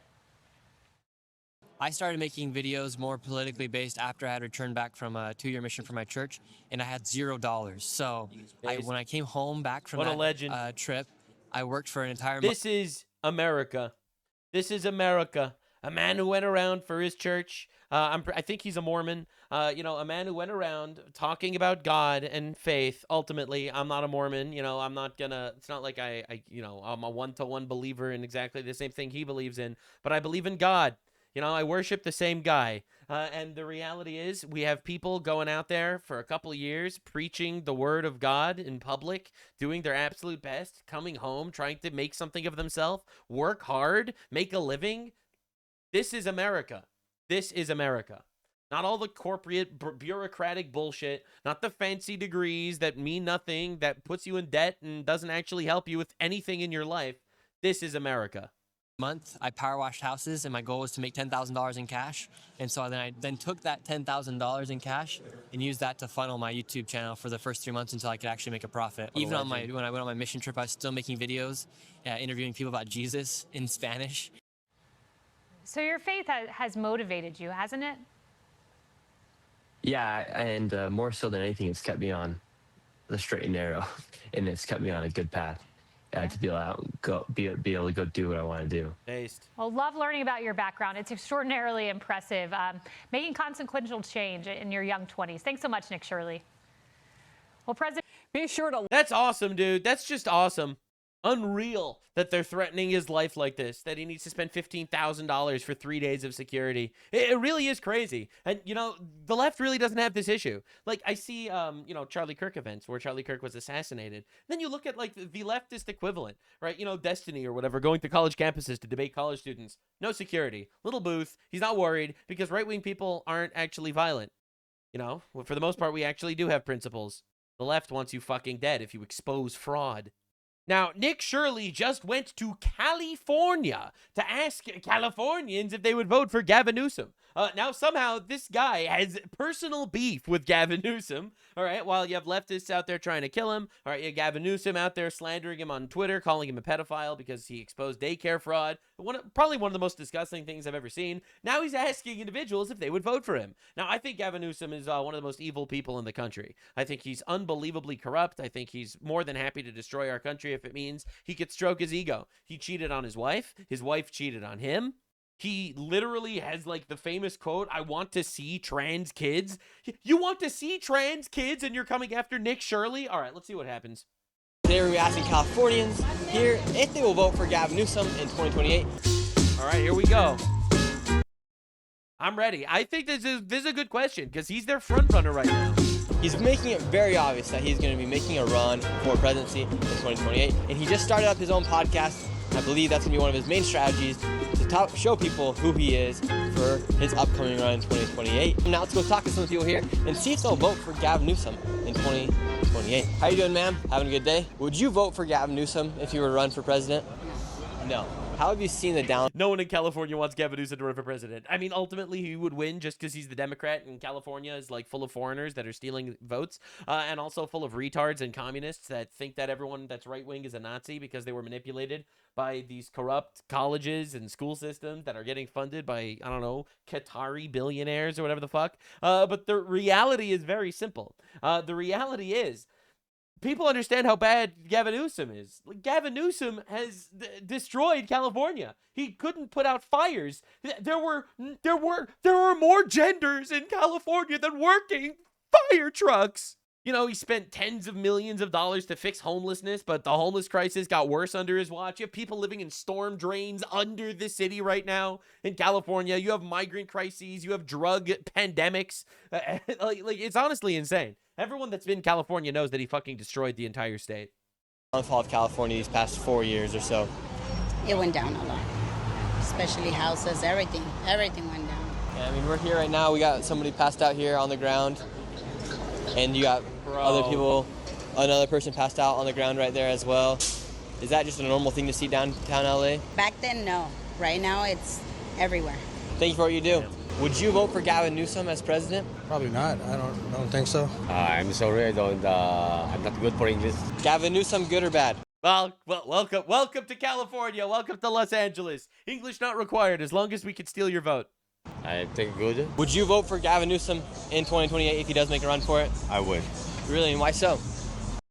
Not beating the stereotype. Sorry. Gavin's done a lot of work, I think, with the state to make it a better state. He burnt down the fucking state and he had no water to put out the fire. He spent millions of dollars, tens of millions of dollars on bridges to nowhere and on trains that don't exist. What are we even talking about here? Also very, very new to California. And what's some of your favorite things you've seen from him? I've seen his efforts, which is of something that's pretty close to me, which is homelessness. So Homelessness got worse under Gavin Newsom. Seen the efforts. I've been tracking that more specifically. I own a nonprofit, and so Dude, I can't. Every time I hear someone say I own a nonprofit, my brain immediately flashes scammer. No, I'm not saying that this guy's a scammer or anything. Bro owns a nonprofit. All right, dude. I think with the initiatives that's in place for that has been really... He might be a wonderful guy. I'm not trying to slander anybody. All right, he might be a wonderful guy actually doing a nonprofit, but I'm just saying. Gavin Newsom, in my opinion, pocketed millions in fraud. All right, he spent tens of millions of dollars on homelessness, and the homeless crisis got worse. Get out of here. It works for me. What kind of things is because I mean, there's a major homeless problem here in California, and has around 30% of the entire United States homeless population here inside the state of California. Yeah, have that happen. What's California currently doing to combat the homeless crisis here? There's a lot of organizations that are spending millions. They give out needles and crack. To millions of dollars, and a lot of the data points that they spend millions. Great. That's a great metric. Wow, what a fantastic metric. God, leftists are fucking retarded. The reason why he likes California is because at least they're spending millions on homelessness. It doesn't matter that it's not helping in any way, but at least millions are going there. Millions of dollars that I work for, by the way, right? My tax dollars go into this nebulous, homeless, garbage, gabagool trash bin that doesn't actually help anyone. Familiar with that I can see, even from the city of LA and the county of LA, rather. I can see some of those numbers. And so what I've seen is a lot of money is spent in actually funding a lot of programs. And what happened? And what happened through these programs? Homelessness got worse. To combat that. So I'm seeing a lot of halfway houses being set up. I'm seing a lot of treatment centers. Then why are there more homeless people now than before? The halfway houses were set up. Coming up and are being funded for staffing and so on. The challenge is that the other side of it is that I do see that we're lacking a lot of staff. Is this guy with the nonprofit holding like a Louis Vuitton little purse thing? So I like what I've seen him do here in California so far, but I'm not saying that's my vote for president just yet. All right, Gavin, congratulations. You got the faggot vote. Huge W. Some good or bad? Probably bad. Probably bad, they say probably bad. I don't speak English. Gavin Newsom, bien? Mal. Yeah. Okay, yeah, sure. All right. Well, gracias. How long you been living here for? For 38 years. 38 years. And do you think the governor, Gavin Newsom, is doing a good job with the state of California? I think so, yes. You think so, yes? Yes. Will you vote for him in 2028? Yes. Yes. Yes. And why would you want to vote for Gavin Newsom? Because I like it. I like it. How it works. Okay. Yeah. She loves how it works here. Thank you very much, ma'am. Have a good one.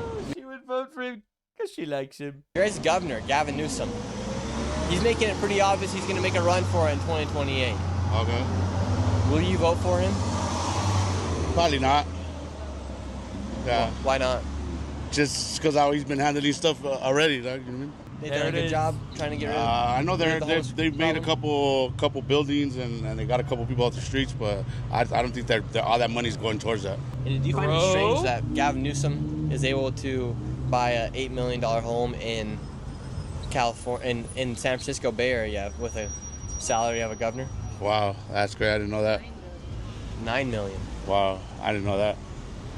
Would you guys vote for Gavin Newsom in 2028? I vote for him because he got me released from coming home from a life sentence. Really? Yeah. Wow. So, so he didn't hold me back. He didn't hold me back. He signed off saying I'm fit for society. So yes, I would vote for Gavin Newsom. I would probably vote for Gavin Newsom too if I were you then. And what'd he do for you then? Or like what were you locked up for? If you don't mind me asking. I was locked up for murder, carjacking, and robbery. How would you? Congratulations, Gavin Newsom. The fraudsters, rapists, and murderers all will vote for you. You literally got the murderer vote. You just need to let them all out of jails. This is fucking insane, man. This is how the Democratic Party rolls. All right? The people that will vote for him, oh, I have a nonprofit NGO for homeless people. Yeah, I'm going to run for Gavin Newsom. I like how millions get spent. You say the state of California is being ran right now, and would you vote for Gavin Newsom if he were to run for president in 2028? No, I'm trying to get out of California. How long you been living down here in LA for? Like 3 months. 3 months? What do you think about it? It's fucking horrible. I mean, I don't know what y'all... Fucking horrible. It's freaking horrible. It ain't like what you see on TV. It's a lot of property out here. It's a lot of crazies out here. It's already overpopulated, so if you think about moving here, just stay where you at. Yeah. And what brought you to move down here in LA? The propaganda, what I saw on TV and the movies and all that, and how I thought it was what it wasn't. I thought it was like Beverly Hills, everywhere not Beverly Hills. Would you ever vote for Gavin Newsom to become president? I wouldn't vote for Trump, but Gavin Newsom, nah, because what I heard, he lost LA he lost California a whole lot of money. We ain't talking about no hundreds of thousands, we're not talking about no hundreds of millions. We're talking about billions. We talking about fucking billions. Like how do you inherit a state that's doing well up in the billions, and now they're doing well up under the billions? Hell no, that's like having Trump as a president. No, I wouldn't vote for him as president. How much quicker were you able to get out? Yeah, Gavin Newsom and Trump, exactly the same guy. Out of jail. The average voter is just retarded, man. It's so brutal watching these videos. Oh, underneath Gavin Newsom. Immediately I filed my petition, and I was out 3 months later. Really? And how long were you set to be in jail for? Oh my fucking God. Everyone that went to jail that's going out on Gavin Newsom's weak on crime policies would vote for him. This is the saddest shit in the world, man. I was And already. this is how the Democratic Party literally gets away with murder. Literally gets away with murder, right? They just get votes from the fucking retards in society. All right, the criminals, the illegals, the immigrants, the fraudsters, the ones that run these NGO nonprofit companies, right? This is who votes for them. It's insane. 12 years. And how much longer were you supposed to be? I have another 2 years left. And then you got out 2 years earlier underneath Gavin? Absolutely, under new laws. Yep. How many shoplifting occurrences do you think happen here on a daily? Man, it's a More lot. than 100? Dude. More than Zero trust society. Oh my God, it's insane. Look, man, I went to California. I don't remember. I think it was like a Walmart. They literally locked the underwear. I couldn't believe it. I was like walking through Walmart. They had like these giant cases, these safes. You have to call someone to open a safe to get like underwear, bro. Like that is traumatizing as fuck. It really is. That's insane. more than 1,000, man.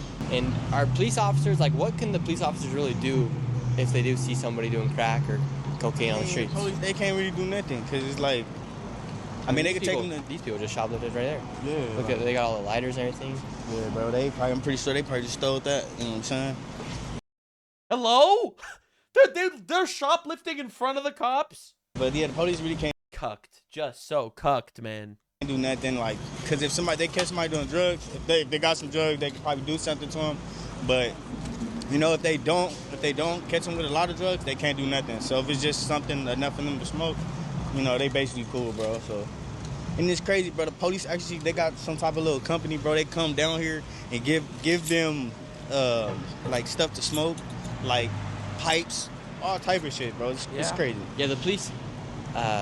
They enable the addicts. All right, because actually, this is the hot take. The government wants them addicted and retarded because they will vote for you if they're addicted because you give them free shit. That's right. That's right. Absolutely. The users will always vote for the dealers.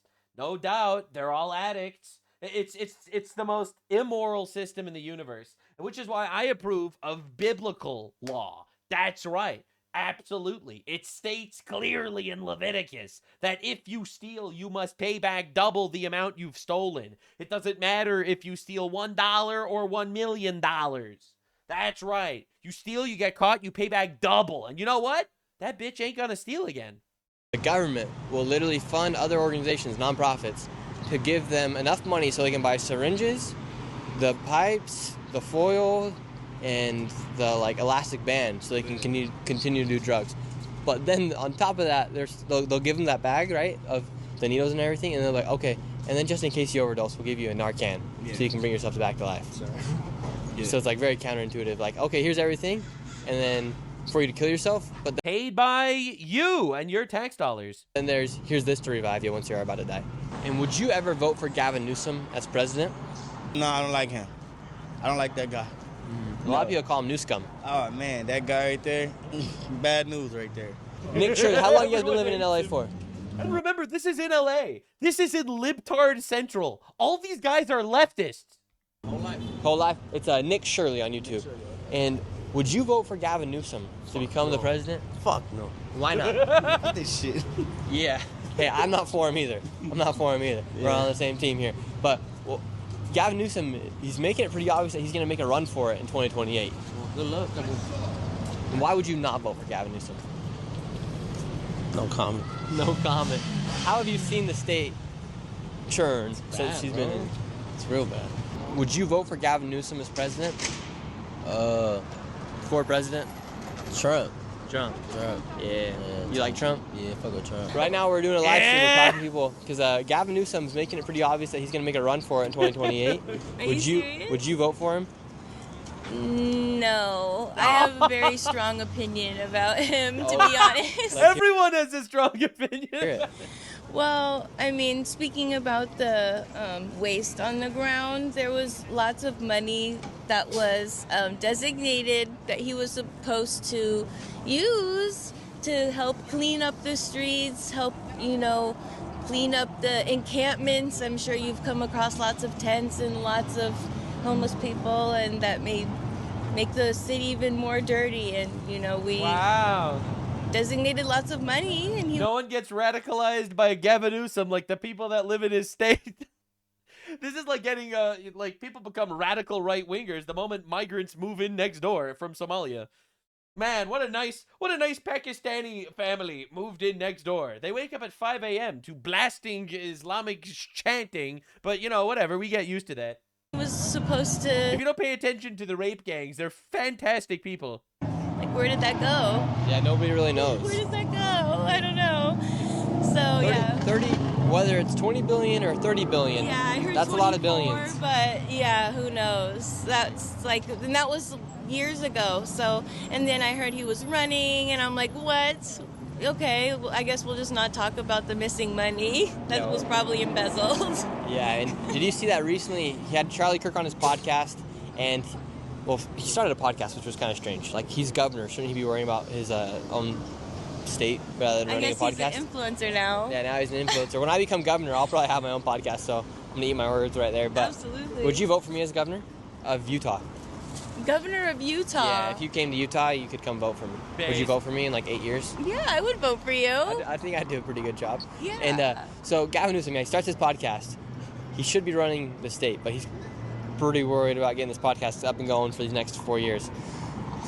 How do you think people could justify voting for Gavin Newsom as president when he has literally caused the 5th largest economy in the world to have like an exodus of at least 500,000 people leaving his state? And major companies like Oracle and Tesla have left as well. Why do you think anyone would think, okay, it'd be a good idea to vote for Gavin Newsom? Like, where does like the love come? Bro, like, there ain't where no do love. people, There's no like, love. Gavin Newsom. Yeah. I feel he's just recognizable, and I guess like he's not ugly. And I guess that's all it takes for a lot of retards. Like the only times I've seen him being a charitable person would be like when he shared his wife with other people. Oh, that's brutal. Oh my god. Oh, I can't believe I came up with that on the spot. Oh my lord. Holy. He schedules those like you know, those encampment cleanups, and you know the TV reporters would be. Bro, that's not charity. Are you? That's literally his job. They're recording him clean up, and it's like, oh, he's such a generous person for the TV, so we can all see that. Like, bro, everyone knows he's a performative arse. You know, so it's kind of just like maybe people who see that and are like, oh, he's such a kind person, and don't think, oh, he's just acting this way because you know, elections are coming up and he wants to look good for, you know, for the people. And I'm sure there's tons of people who see that and are like, oh, he's so genuine, he cares. And he's out there with his hands, you know, getting dirty and cleaning up. And I'm sure there's a handful of, you know, people who live here and are like, oh, thank you so much. You're a hero. So, yeah, I'm sure people believe that. Yeah, would you vote for Gavin Newsom if you were to run for president in 2028? I would. You would? And why so? Because, I mean, he's been having things run smooth so far, so it's like, you don't change a good thing. Oh, my God. God. How do you feel about your guys' governor, Gavin Newsom? I like him. He's a talented politician, I think. Yeah, I guess he is a pretty talented politician. He's been around for quite some time. Yeah, he's bright. He's good on his feet. He can't fucking read. Speaks well. I like him. I like him because he speaks well. Bro, these people are insane, bro. Trustworthy? Yeah. We're gonna end the live stream. Yeah, of course. Yeah. Anyway, I think this opened our eyes in a little bit in regards to the retards of society. There are a lot of them. And I think that the way the left operates is essentially to trick you. All the criminals, all the fraudsters, all the migrants, they'll all vote for you. And maybe the retards will too if they pump you so full of emotional propaganda that Trump is Hitler. It's honestly wild watching them take advantage of people. If we let the left win, we will become Europe.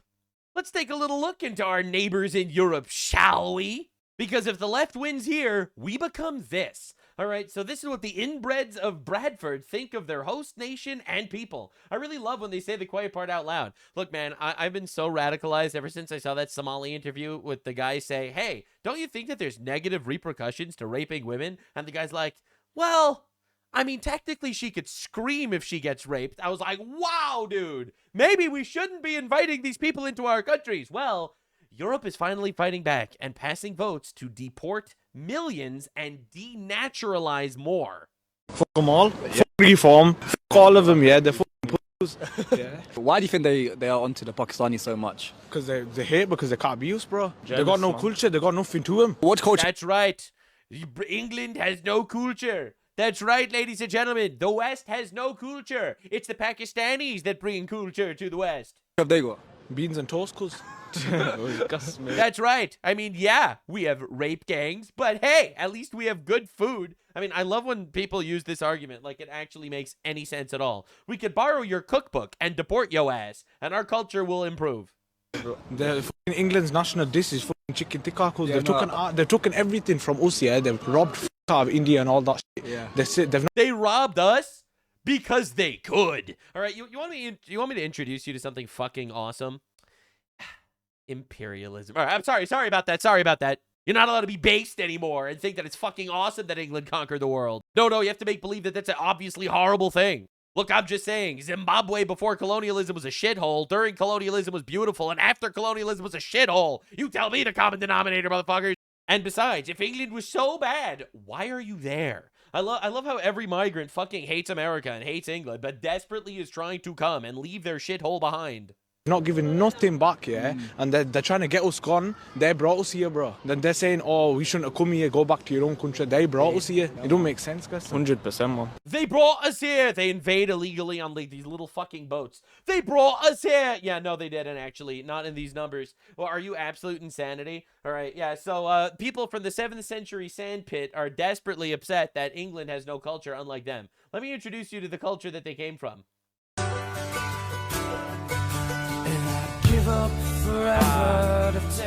That's beautiful. Wow, what beautiful culture that they're coming from. Man, I wonder if they spread this. Man, do you think they're gonna spread this throughout the West? What beautiful, loving culture. Isn't that gorgeous? Man, but at least they have good food, right, guys? At least they don't have beans and toast. Anyway, this is a 9-year-old girl being sold into sex slavery and forced to marry a 7-year-old Muslim man. My father has sold me because we don't have bread, rice and flour.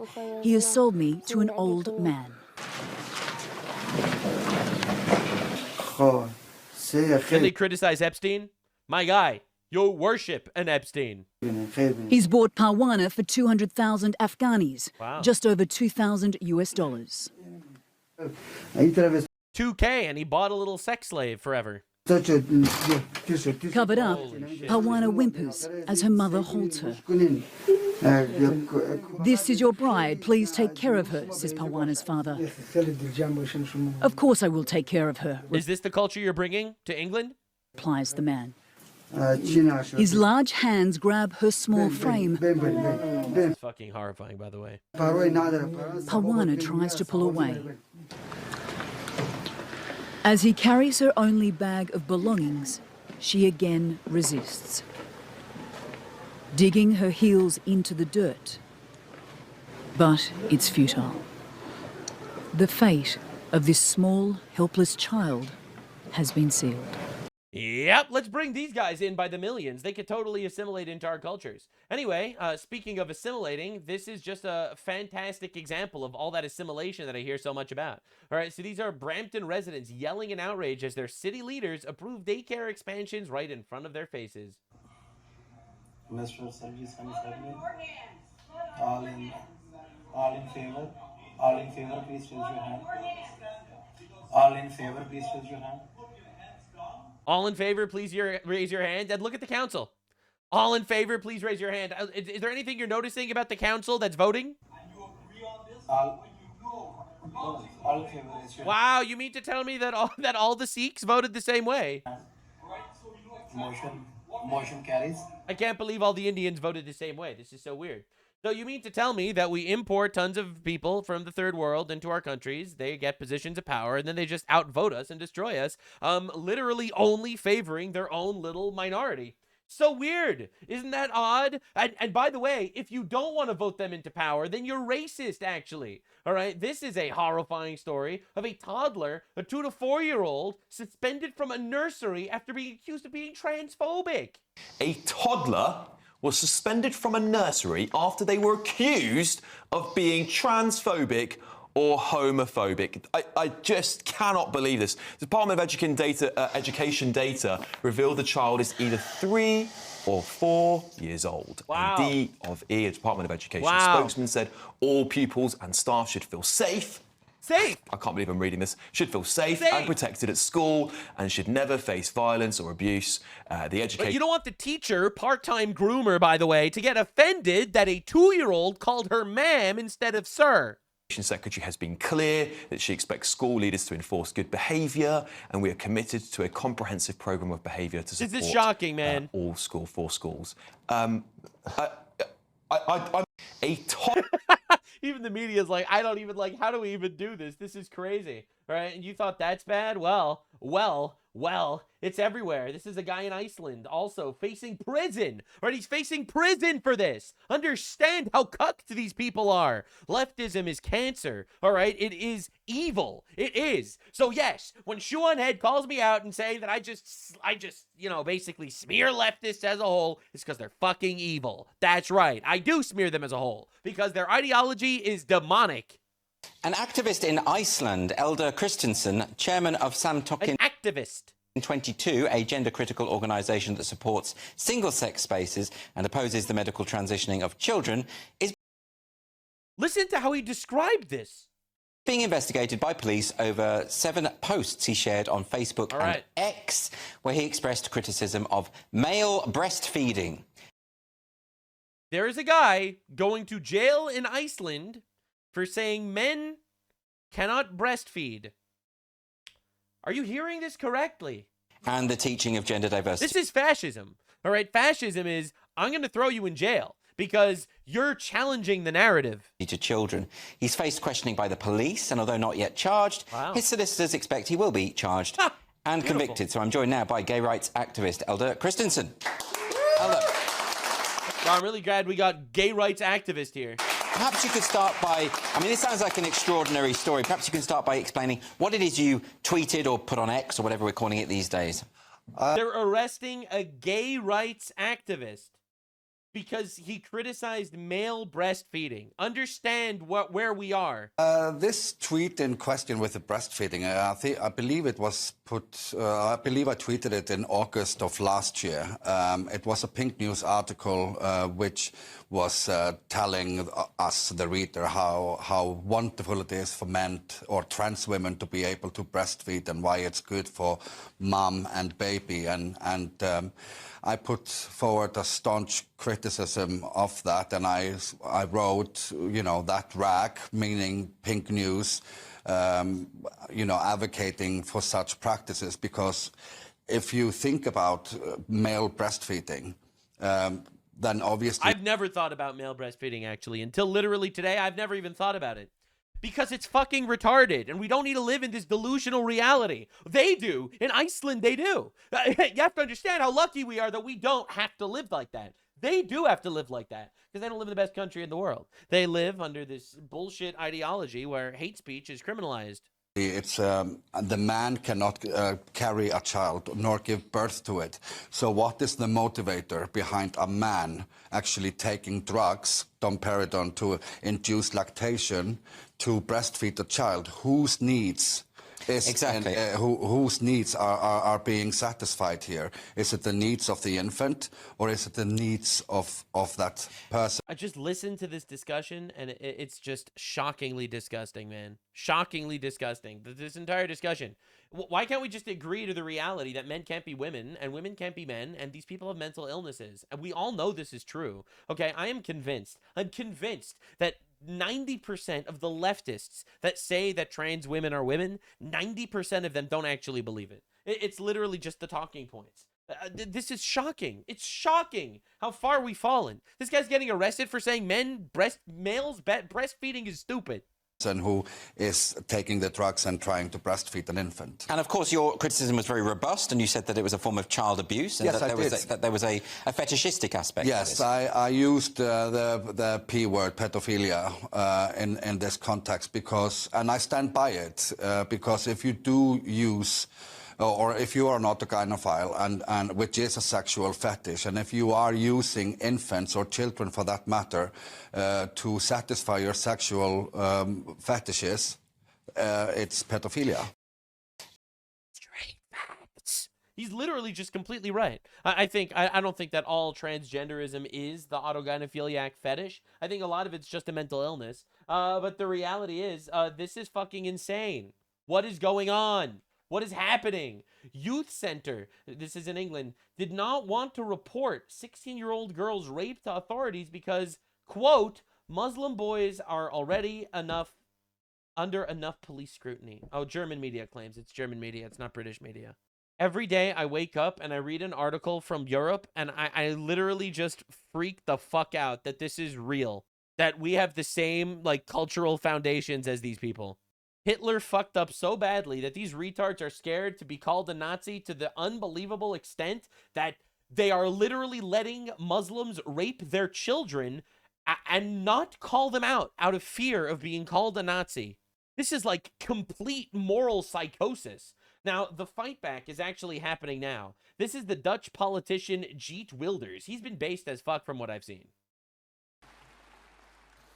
We want 60,000 Syrian refugees in the Netherlands to return to Syria immediately. And we want, maybe one of the most important things, we want all criminal foreigners to be deported from the Netherlands.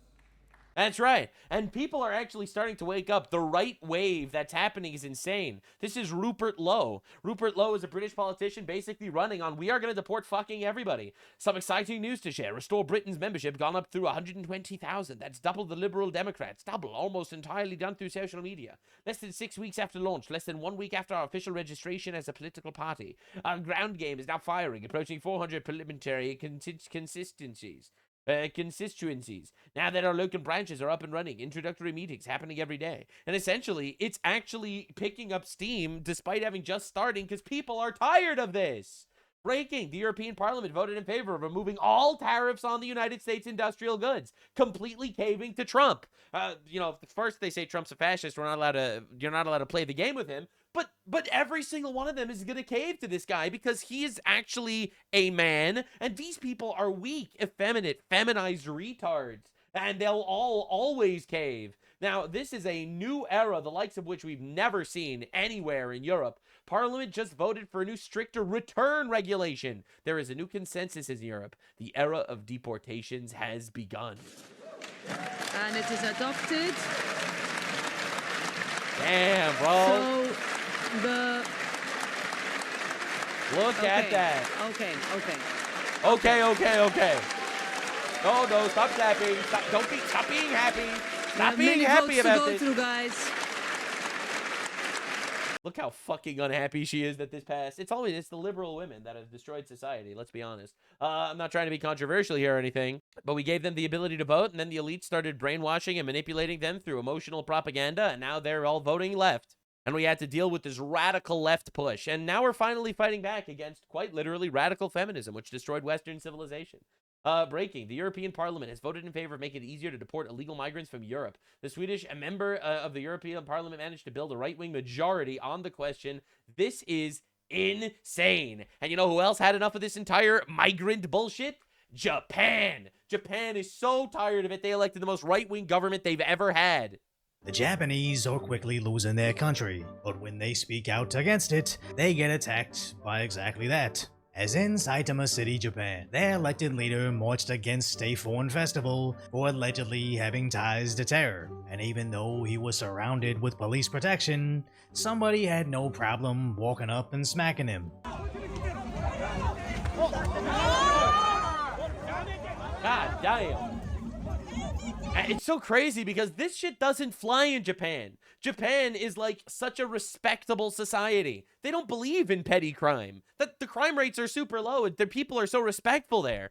Again, this is coming back to the fact that now we have padlocks on our underwear in Walmarts in leftist cities, all right? Because we have imported cultures that are antithetical to the way we grew up, and they want to fucking destroy us. They don't care about our culture. They don't care about our values. And Japan is facing this rude awakening right now. they're realizing, wait a second, our cultures are not compatible.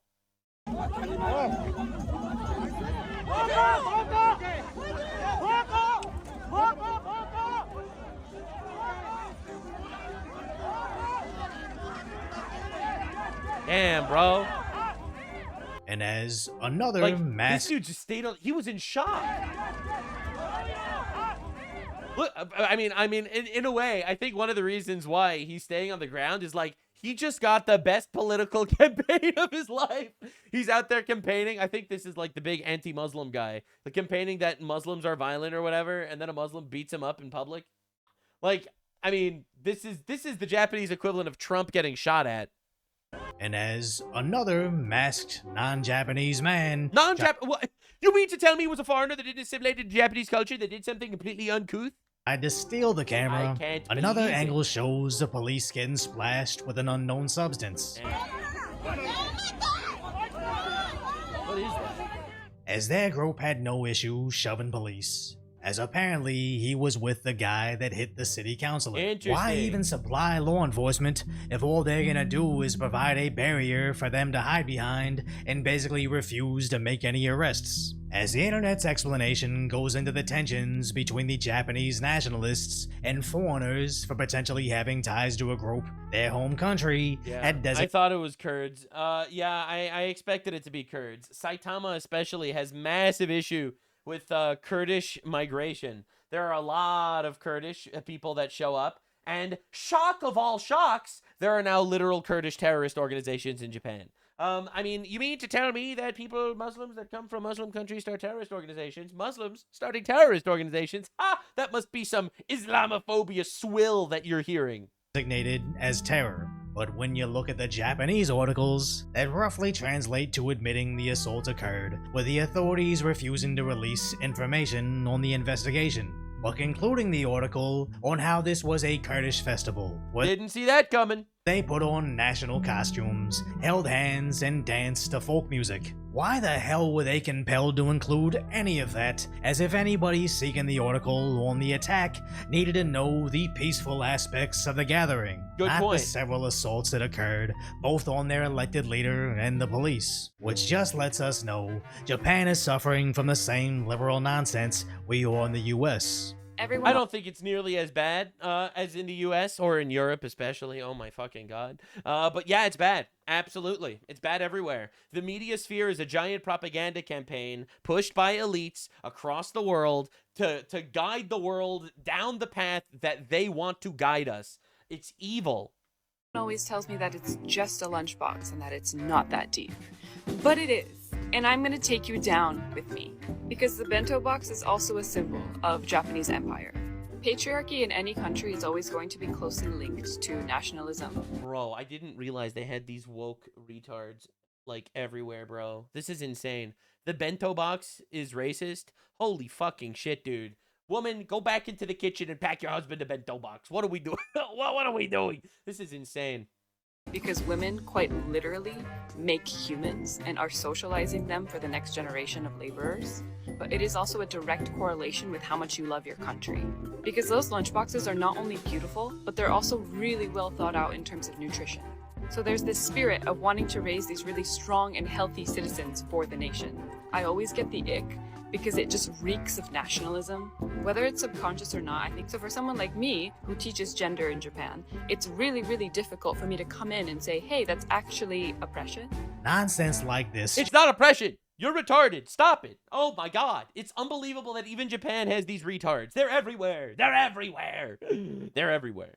Just reminds us that being recreationally offended is no longer exclusive to America, as nobody actually struggling in life or is... I'm happy he's mentioning that. The honest truth is, it's only the most entitled fucking people on the planet that have the time to actually get offended by shit like this.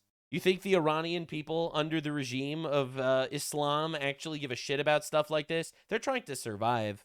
You think the people in Israel in constant war, or the people in Palestine, some people keep telling me that's a real place. I haven't been able to find it on maps, but apparently some people think it's real. They don't have time to deal with this shit. It's literally coming from this like entitlement perspective. You know, I am super entitled to all of the things. I have no time for anything. I have no time for anything that's, you know, remotely important. I'm not contributing to society, so I have to make believe I'm contributing to society by criticizing bento boxes. Providing something useful to society has the time or even the drive to deeply miserable women, usually, that don't have a husband, don't have children, and still want to contribute in some way, and they do it the way they know best. By nagging. By constructively criticizing the patriarchy. Figure out how lunch is oppressing us. But the scary part is, it's like they all deploy the same playbook on how to destroy a country from within. They do. It's communism. It is the communist revolution. That is exactly it. This is Bolshevism at its absolute core. It's emotionally manipulate retards. And I mean, I don't mean this in a bad way. Women think more emotionally than men. Men are more logical. Women are more emotional. Obviously, women are also logical and men are also emotional. This is just statistically. And it's much easier to manipulate someone emotionally. So I think these elite people or whoever's fucking doing this shit and trying to pull these strings are literally targeting women. And that's why in the book 1984, discussing dystopian futures, it literally says it starts with the women, because it's actually so obvious that that would be the game plan if, hypothetically, there was some sort of global cabal that eats children and tries to overthrow countries to instill their globalist order of homogenized slop. It seems like that's what they would do. That's what I would do if I was them. Now, I'm not them, to be clear. I am not them. I actually believe in God and think that inherently there are morals that I believe in. Cultures are different, people are different, and biblical values are superior. They don't believe that. They don't believe that at all. They actually, I would argue, believe the opposite. As of 4 days after the original attack, there have been no public arrests, sparking anger amongst the country, with even this random Japanese YouTube video explaining with oddly AI-translated speech. The two main people who attacked the group in the defensive terrain could have been arrested on the spot. Saitama Prefecture confirmed that the organizer, the Japan Kurdish Cultural Association, had been designated by the Turkish government as a terrorist support group related to the PKK. And Bro, everyone's dealing with Islamic terrorism everywhere. This is fucking insane. It's almost like they're trying to conquer the world or something. Again, this is like the ultimate alliance, all right? You got the global communists, all right? And you got the anarcho-terrorists, okay? And essentially, all right, they're working together because you see, Islam wants to conquer the world, and the retard global cabal of dumb fucks and rich people that are trying to destroy civilization and any form of unique ethnicities anywhere, they're more than happy to flood our countries with barbarians. So, you know, it's the barbarians want to flood our countries, and they want to flood our countries with barbarians. They shake hands, and we get raped. That's how it works. Understand what we're up against. Gave permission for the performance on the condition that the flags of political organizations would not be displayed in advance. But what actually happened? Items such as badges that were thought to be related to the PKK were being sold at the event. It has also been confirmed that some people were walking around wearing the flags of combat units. Furthermore, the violence and attacks on the police by Kawamoto were unforgivable. When asked why they arrest people and why they don't arrest them, the police officers honestly said that they can't finish them off because they come in groups. As you can see from the video, when trouble occurs, they all gather together like this. And they intimidate. The police be like, we can't arrest them. There's like 6 goat fuckers all working together. It's like the Power Rangers. We're powerless. You. It's insane to think the local PD can be overwhelmed by such a small, aggressive group, to the point that neither their politicians nor their police are safe. But sadly, we've seen the same exact scenario play out in basically every single country that's asked to provide mass sanctuary. As high-trust societies will always find, their soft-on-crime approaches pathetically ineffective against those who don't respect their culture. I just think of that Takashi from Japan channel, illustrating how immigration can be great when paired with assimilation. And you will never be Japanese. Doesn't matter how much, Japanese you speak or if you get naturalized as a citizen, it doesn't matter. But, I appreciate Japan. They tend to be the kind of foreigner that is loud, kind of get looked down on by Japanese people, and that reflects on the rest of us, like all foreigners. You know how in Japan you're always scared to like disrupt others and you have to be, how can I say it? You have to pay attention to other people's needs. If you just behave like Japanese people, then you'll be accepted. Things like taking off your shoes before you go inside, wearing a mask if you have a cold, don't talk loudly on the train. Japanese people accept if you behave just like them, but in fact you're a guest in the country, so you should behave better. But when the newcomers aggressively refuse to... But what if they're an Islamic terror organization that's planned is literally colonialism? Sorry to be Islamophobic here or anything. That's when the Japanese get angry. Europe, wake up! Japan, wake up! Deport them all! With massive demonstrations across the country. This deportation light Yagami scribbling shit in the deport note.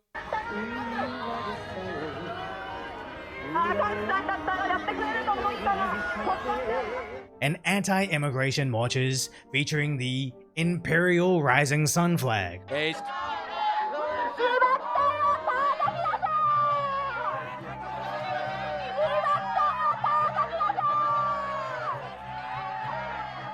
On a YouTube video I don't understand, other than the no immigration in English. That's true, I get it. As a Korean, I don't know how I feel about the rising sun flag, but here's the thing. Yeah, shit, as a sorry Korean about that, man. American citizen, I don't get to speak on what Japan should do to best serve the Japanese citizens. But for some reason, in this state of globalized social media, we repeatedly see foreign countries chiming in on what you need to do in your country while completely refusing the same in their own. Bro, I love seeing Pakistanis explain to us how we're actually really bad people and Jeffrey Epstein was a bad guy as they go out the next day and decide to buy a 7-year-old for their grandfather as a birthday present. Japanese politicians warn how mass migration could make them the next Europe. Also explaining how anybody calling the Japanese racist for being against open borders are likely Russian. Dude, I love watching libtards in America call Japanese racist for not wanting to cede their country to barbarians. Like, I can't believe Japan isn't letting the orcs into the Shire, but how will they rape the hobbits if they don't let them in? Fantastic question, libtard. You see, Japan is not like Democrats. They're not actually pro-rape. Bots. It's almost like everything we're seeing in Western society is coincidentally occurring in every first world Asian country, with the exception of the BRICS nation countries. Oddly inorganic bot forms push for more open borders to avoid population collapse, then conservative movements push back, only to be framed as racist. But at least the Japanese elected a leader, putting preserving their culture over potential population collapse. As yes, Japan, like Korea and even the US, have massive concerns about the declining birth rates. Japan is way worse than the US. I mean, I agree, it's an issue everywhere. I think the only first world country on the planet that actually doesn't have like a declining birth rate is Israel. I think Israel has like a three children per woman birth rate, whereas America's like 1.6 and Japan's like 1.3. You know, like honestly, really, really scary shit. Yeah, the solution, though, is not just dilute your people with infinite barbarians, though. It's like, oh, we need to bring the inbreds into our countries. They will totally make up for our loss. Because don't you know the simple math? One Somali is just like one Japanese guy. It's a 1-to-1 equilibrium. It's totally worth it. But honestly, with AI and advancing technology, I don't see it being as big of an issue as it would have a century ago, as humanoid robots are quickly becoming a reality. Holy shit, is that Biden? But Tesla's Optimus, rapidly advancing, even still in its first iteration, is basically able to do everything in the house. As every single argument from mass migration argues who will do the low-wage, mundane work, while completely ignoring how AI and automation will be taking basically every single entry-level position within maybe a decade. That is crazy. I mean, I didn't look at it from that perspective, that we're just going to be outsourcing all this shit to machines. But yeah, he's not wrong about that. But the reality is, it was never about the birth rate. It was never about outsourcing the low-wage jobs. It was about leftists stealing countries and obliterating cultures. That's what it was actually about. All right, the excuses that they use are birth rates and shit. I don't know. I feel like it's really sad, because I think so many people take leftists at their word. But if they don't believe in thou shalt not murder, or thou shalt not steal, or thou shalt not covet thy neighbor's wife, why do you think they wouldn't lie to you? When leftists worry about the birth rate, they are lying to you.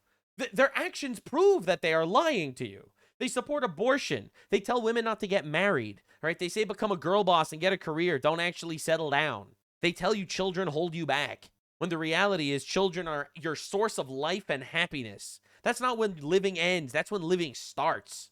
But the psyop is that the left will convince you that's not the case. So if they worry so much about the birth rate crisis, why is it that all of their propaganda targeting us is to not, procreate? Explain that. Because it's a lie. They tell us not to procreate because that gives them the incentive to scream about the birth rate, to bring in the third world, to dilute our cultures and countries. The actual goal is overthrowing Western civilization and other first world nations that actually have some semblance of unique culture as well. Their goal is to turn us all into these medieval homunculi. Their weapon is the low birth rate. I don't know. Too many people take these people at their word, and honestly, we have to stop. We have to stop playing into this game. Their actions prove their actual ideology so much better than, their little gay explanations that don't really make sense do. Don't fall for the psyop.